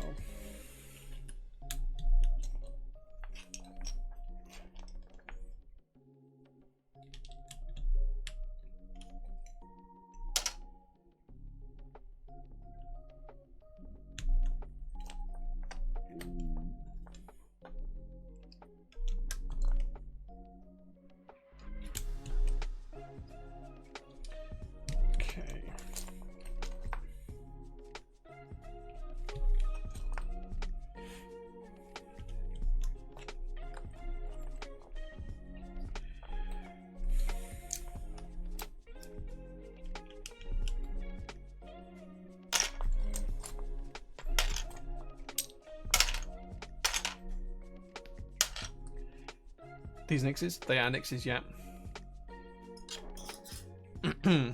Stock? No, these are Lubu 205 grade 2.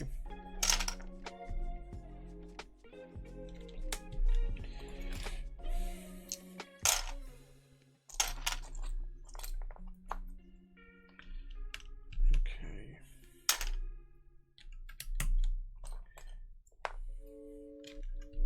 It's definitely starting to look like a keyboard now.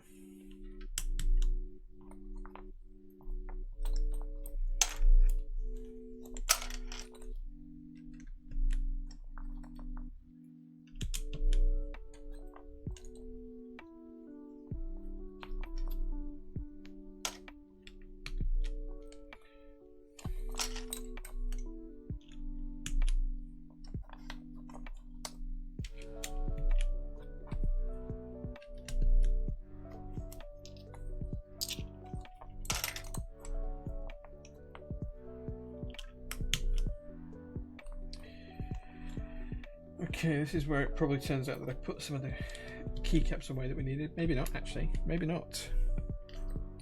Okay.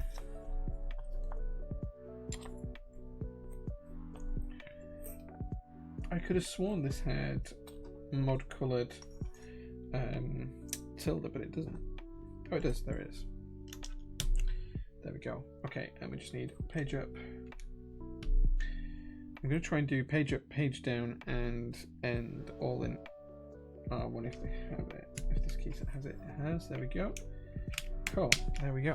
That is the keycap set done. I do need to change the stabilizer here, so this becomes a 1.25U key, and then I can put the proper spacebar on here. In fact, I'm going to keep those out for now. And if we have... I could have sworn this set had a Window Alt. Yeah. Control Alt. Okay. Yeah. I'm really tempted to get rid of the yellow here.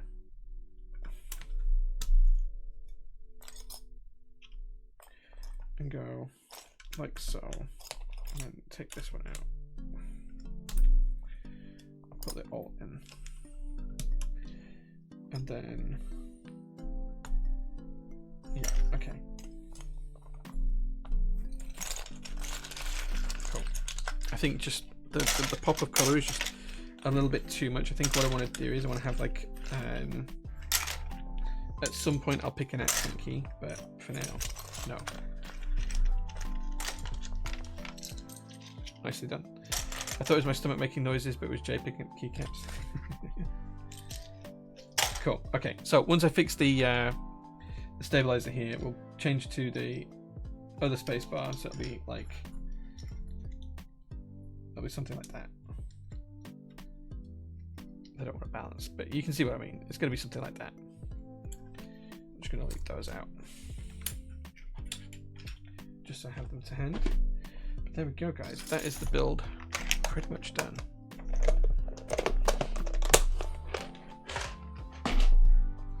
Look how nice this looks.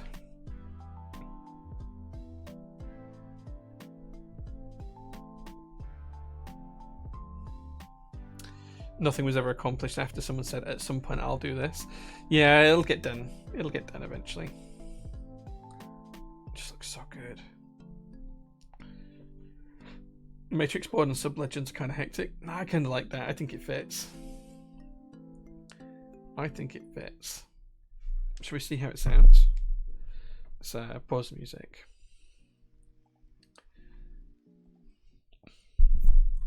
So bear in mind that this is without any foams or anything else.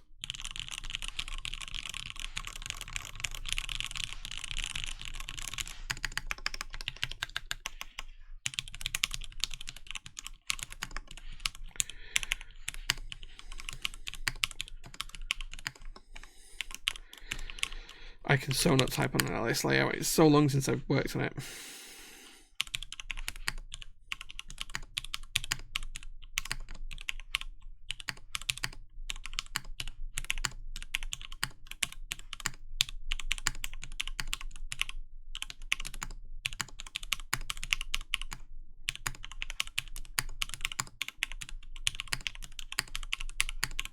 Yeah, I cannot type like that.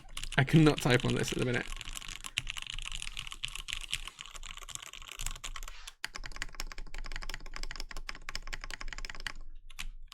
It's quite bouncy. I don't know if you guys can see that, but it's quite bouncy.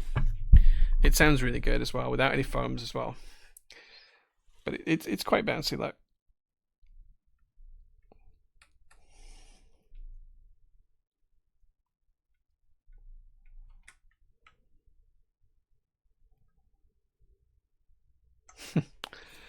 Dude, I type so messed up on an Alice, it's unreal. Like if I leave it out for a week or so, I'll end up typing on it quite nicely, but it'll take me a week or so to get back into it. Bottom mount should be nice and stiff. No, because it's not true bottom mount. It's bottom mount onto kind of like bent pins. So yeah, it's quite flexible. It's like got quite a bit of movement. Even from this angle, you can see here, like even from this distance, you can see it's got some movement. Like if I push down here, you can see. Like I'm having to put quite a bit of force on that, but it has got movement to it. So yeah, I'm incorrect. It do bounce. It does. Yeah. Okay. So that is the board built. Like this just looks so good, so good, so good, and of course, it's a beautiful thing. But then again, all matrix boards are. So yeah. Yeah, I just wish I could type very well, but I can't. I type like a drunk spider running across the keyboard. But it does look really good, and I'm very happy with it. Okay, so we were gonna try Vial out, weren't we? Let me load up Vial. Let me load up Vial, and let's see if is that gonna show for you guys?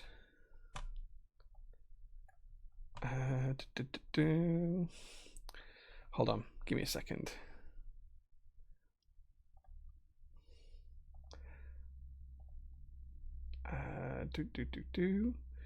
That is Vial, but it's massive.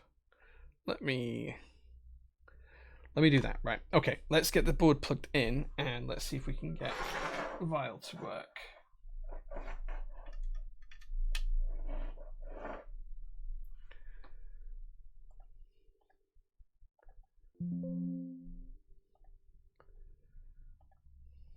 Okay. Well, it finds it. Hold on. Let me download via definitions.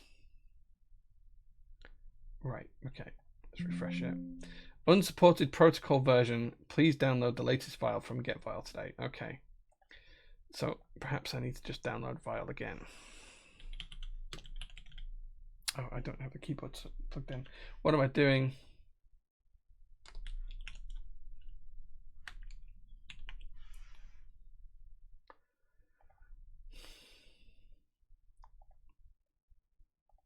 Let's just quickly download and install this. I mean, I don't sell these this particular board Captain Mead, so that is not my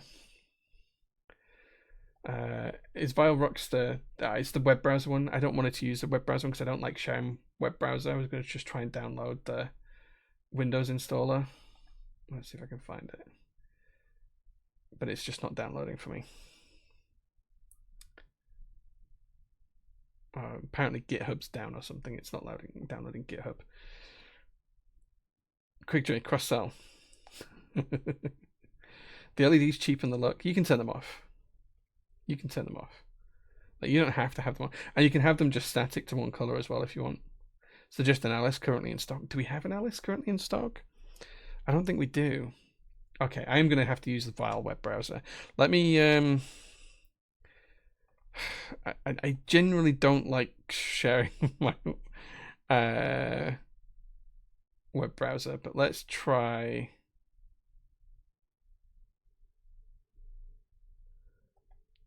Let's try that. Does that work?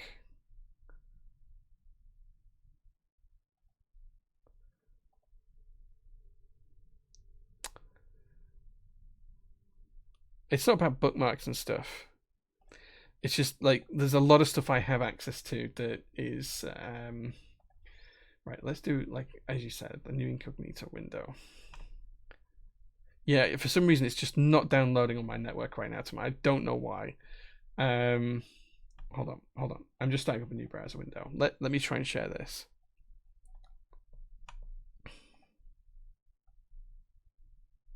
Why is it not finding it?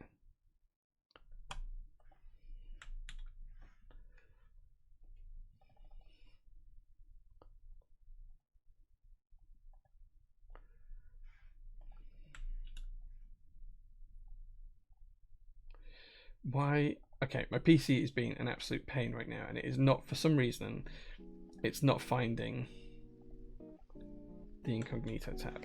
Right, let's just go there. Right, let me add a new source and try it that way. New source, browser source, add source, add a new source. I'll just call it browser source for now.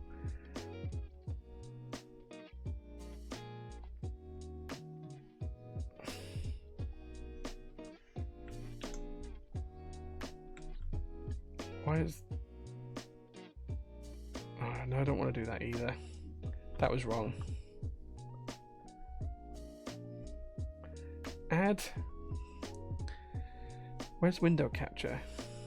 Window capture, that's what I want. Add source.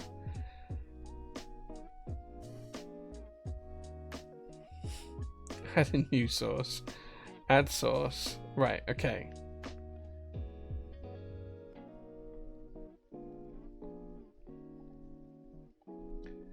Let's see if we can find that now.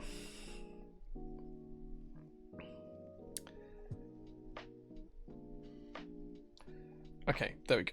That's kind of working. So if I click on Start Vile now, there you go. Okay, so you should be able to see that now. You should, in theory, be able to see it. Let's just make it an actual reasonable size. There you go. Don't worry, we'll not judge you for your Great British Bake Off bookmarks.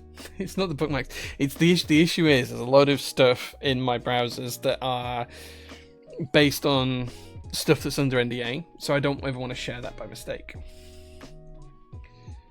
And Alice, Neo Alice and thingy, yeah. Jay's Bookmark Bar, Logitech Razer, Steel Series, GMK, Infomake. Respect the NDA? Absolutely. Right, okay, so we have the board connected now. Let's I haven't used Vile Rocks before. I assume it works just like Vile does. Let's just jump onto the matrix test and just see if everything does work. Okay, looking good so far. And then after we've done this, we'll play some marbles for some GMK sets as giveaways. I don't want to do Windows.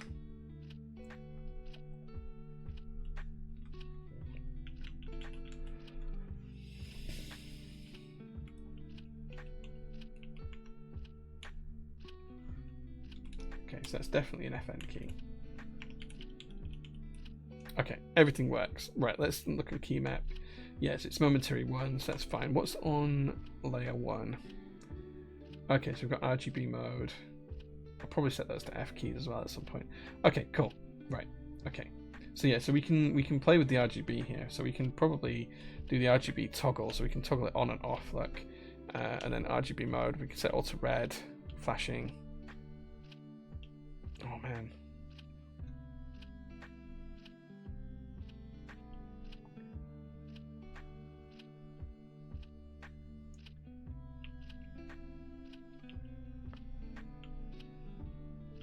Oh, I see. So like pressing F13 changes which RGB mode I'm playing with. Oh man. So now I'm doing these LEDs over here.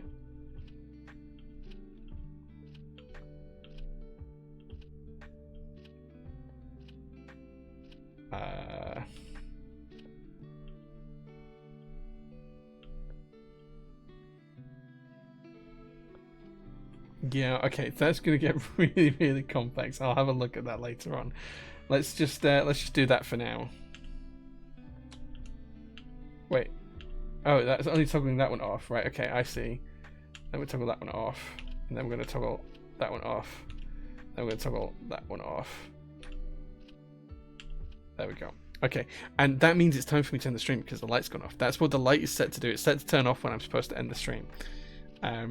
So yeah, hold on. Let me put that back on.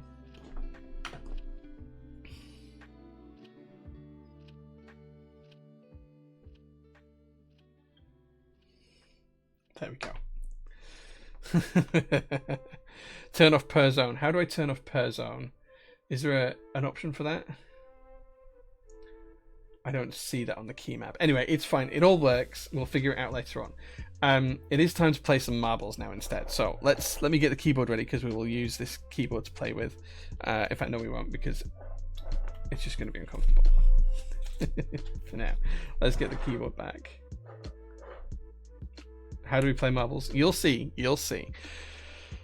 So what we're going to do is we're going to play 3 races, and I've got 3 GMK sets for first, second, and third. Overall, the 3 races. So we're not going to be the winners of each race. It's going to be who gets the first, second, and third in the Grand Prix after the 3 races. So I need to load up Steam. Give me a second, guys. I will be 1 minute. Games. Where is it? Marbles on stream. Play. Play.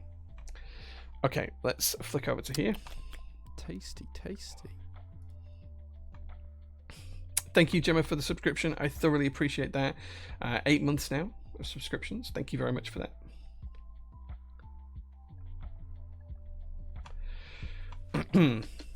Best part with Vile is you can have the keyboard defs on the board itself, not have to wait for someone to merge stuff into their Vile of their own whim or have to download JSON file. That's true. Yeah, you can.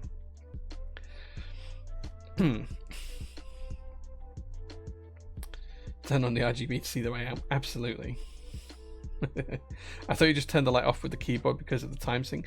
No, it's just set on a timer. It comes on at 8 o'clock every morning and it shuts off at 5 o'clock every night, and it's like telling me that I need to go home and not to spend time here, but it's fine. I don't know why Marbles is not loading. Come on, what are you doing?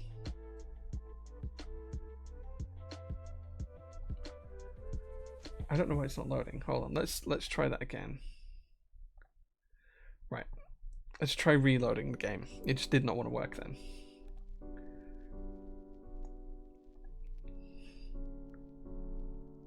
Incredible.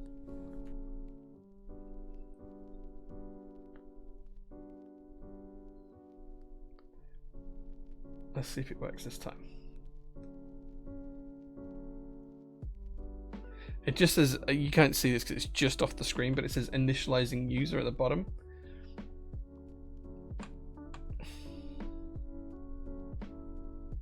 Come on. Come on, Marbles.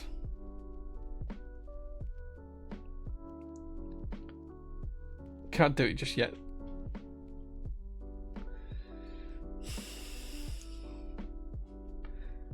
Why is it not working?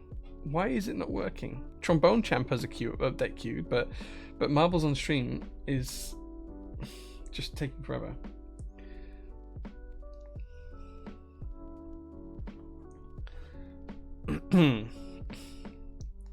It's a sign. It's a sign that I should go home, right? And get some sleep. Come on, Marbles. What are you doing? Like, it's here. It's still initializing user, apparently. Why is it being like this?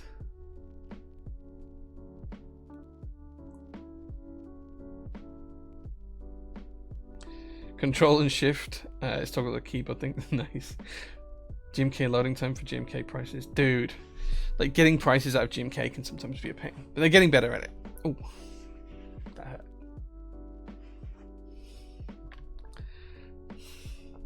Marbles is anti-capitalist has decided it'll only work when it's cheeky mobs. Yeah, okay. Come on, what are you doing? Why is it taking so long? Alright, I'm gonna restart Steam here. It's gotta be a Steam issue, right? Exit Steam. I'll try reloading Steam. If it doesn't work after this, then we'll just have to do more Marbles next week than I planned on.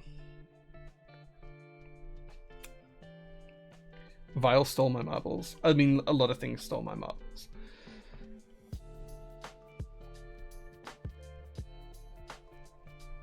Right. Apparently we've played 205 hours of marbles on stream.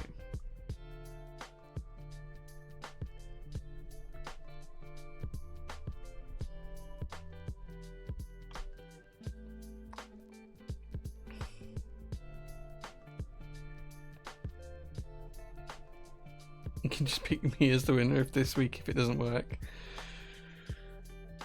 It's always DNS.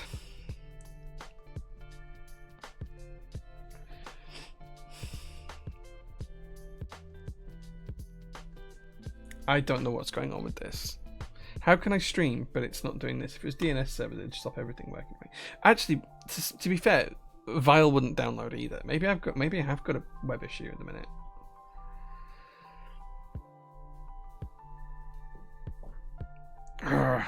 Who was 69th? You were, Robert.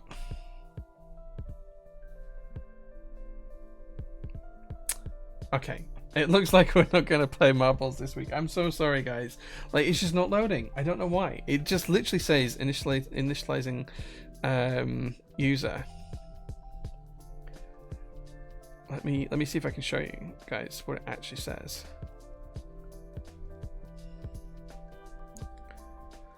Why does that not work? Marbles. Yeah. Oh, it's wanting to move the whole thing. I don't know. Try running as admin. Okay, let's give that one a try.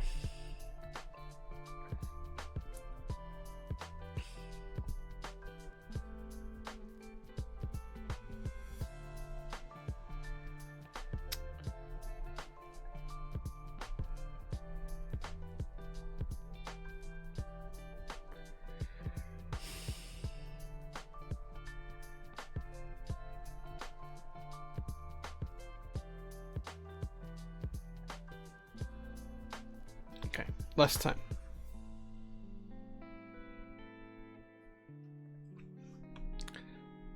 Restart Steam. Yeah, I've tried that. UK internet. Usually my internet here is pretty good because it's a gigabit line, so it's usually not an issue. Let's see this time. This is running as admin now.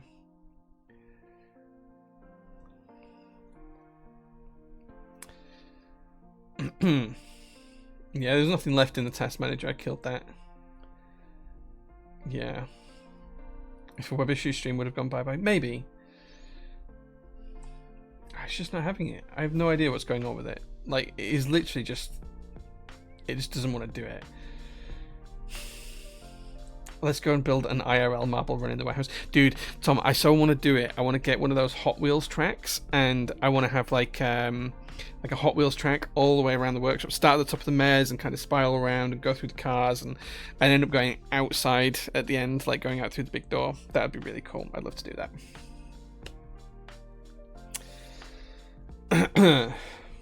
Okay. It's not working, and I don't know why it's not working. And I'm not... it's too late for me to want to sit down here and kind of like... there's no update. I checked for updates. Is that the print that you want Adam to do on the CR30? No, I want him to do a case for the Hyper 7 when that works. Yeah, it's time for me to go to bed. Look, next week, I promise, guys, I will get marbles working before I start the stream. And then when we're streaming, we'll do 8 sets of GMK giveaway next week. We'll do 8 full sets of GMK giveaway next week. Okay, that's what we're gonna do. I'm really sorry it's not working, guys, because it's still like, if I flick over it, like, it's still on this screen. I have no idea what's going on, so I'm just gonna quit it, and yeah, we'll figure it out next week. That's it for the stream, guys. Thank you so much for watching. I'm off home now. I'm gonna go get some sleep, and we'll give away 8 GMK sets next week as an apology. So yeah, I'll see you later, guys. Thank you so much for watching. Take care. Have a really good rest of your weekend, and come and join us on the Discord, and see you on Instagram later on for more stories and stuff. Take care, guys. Bye bye.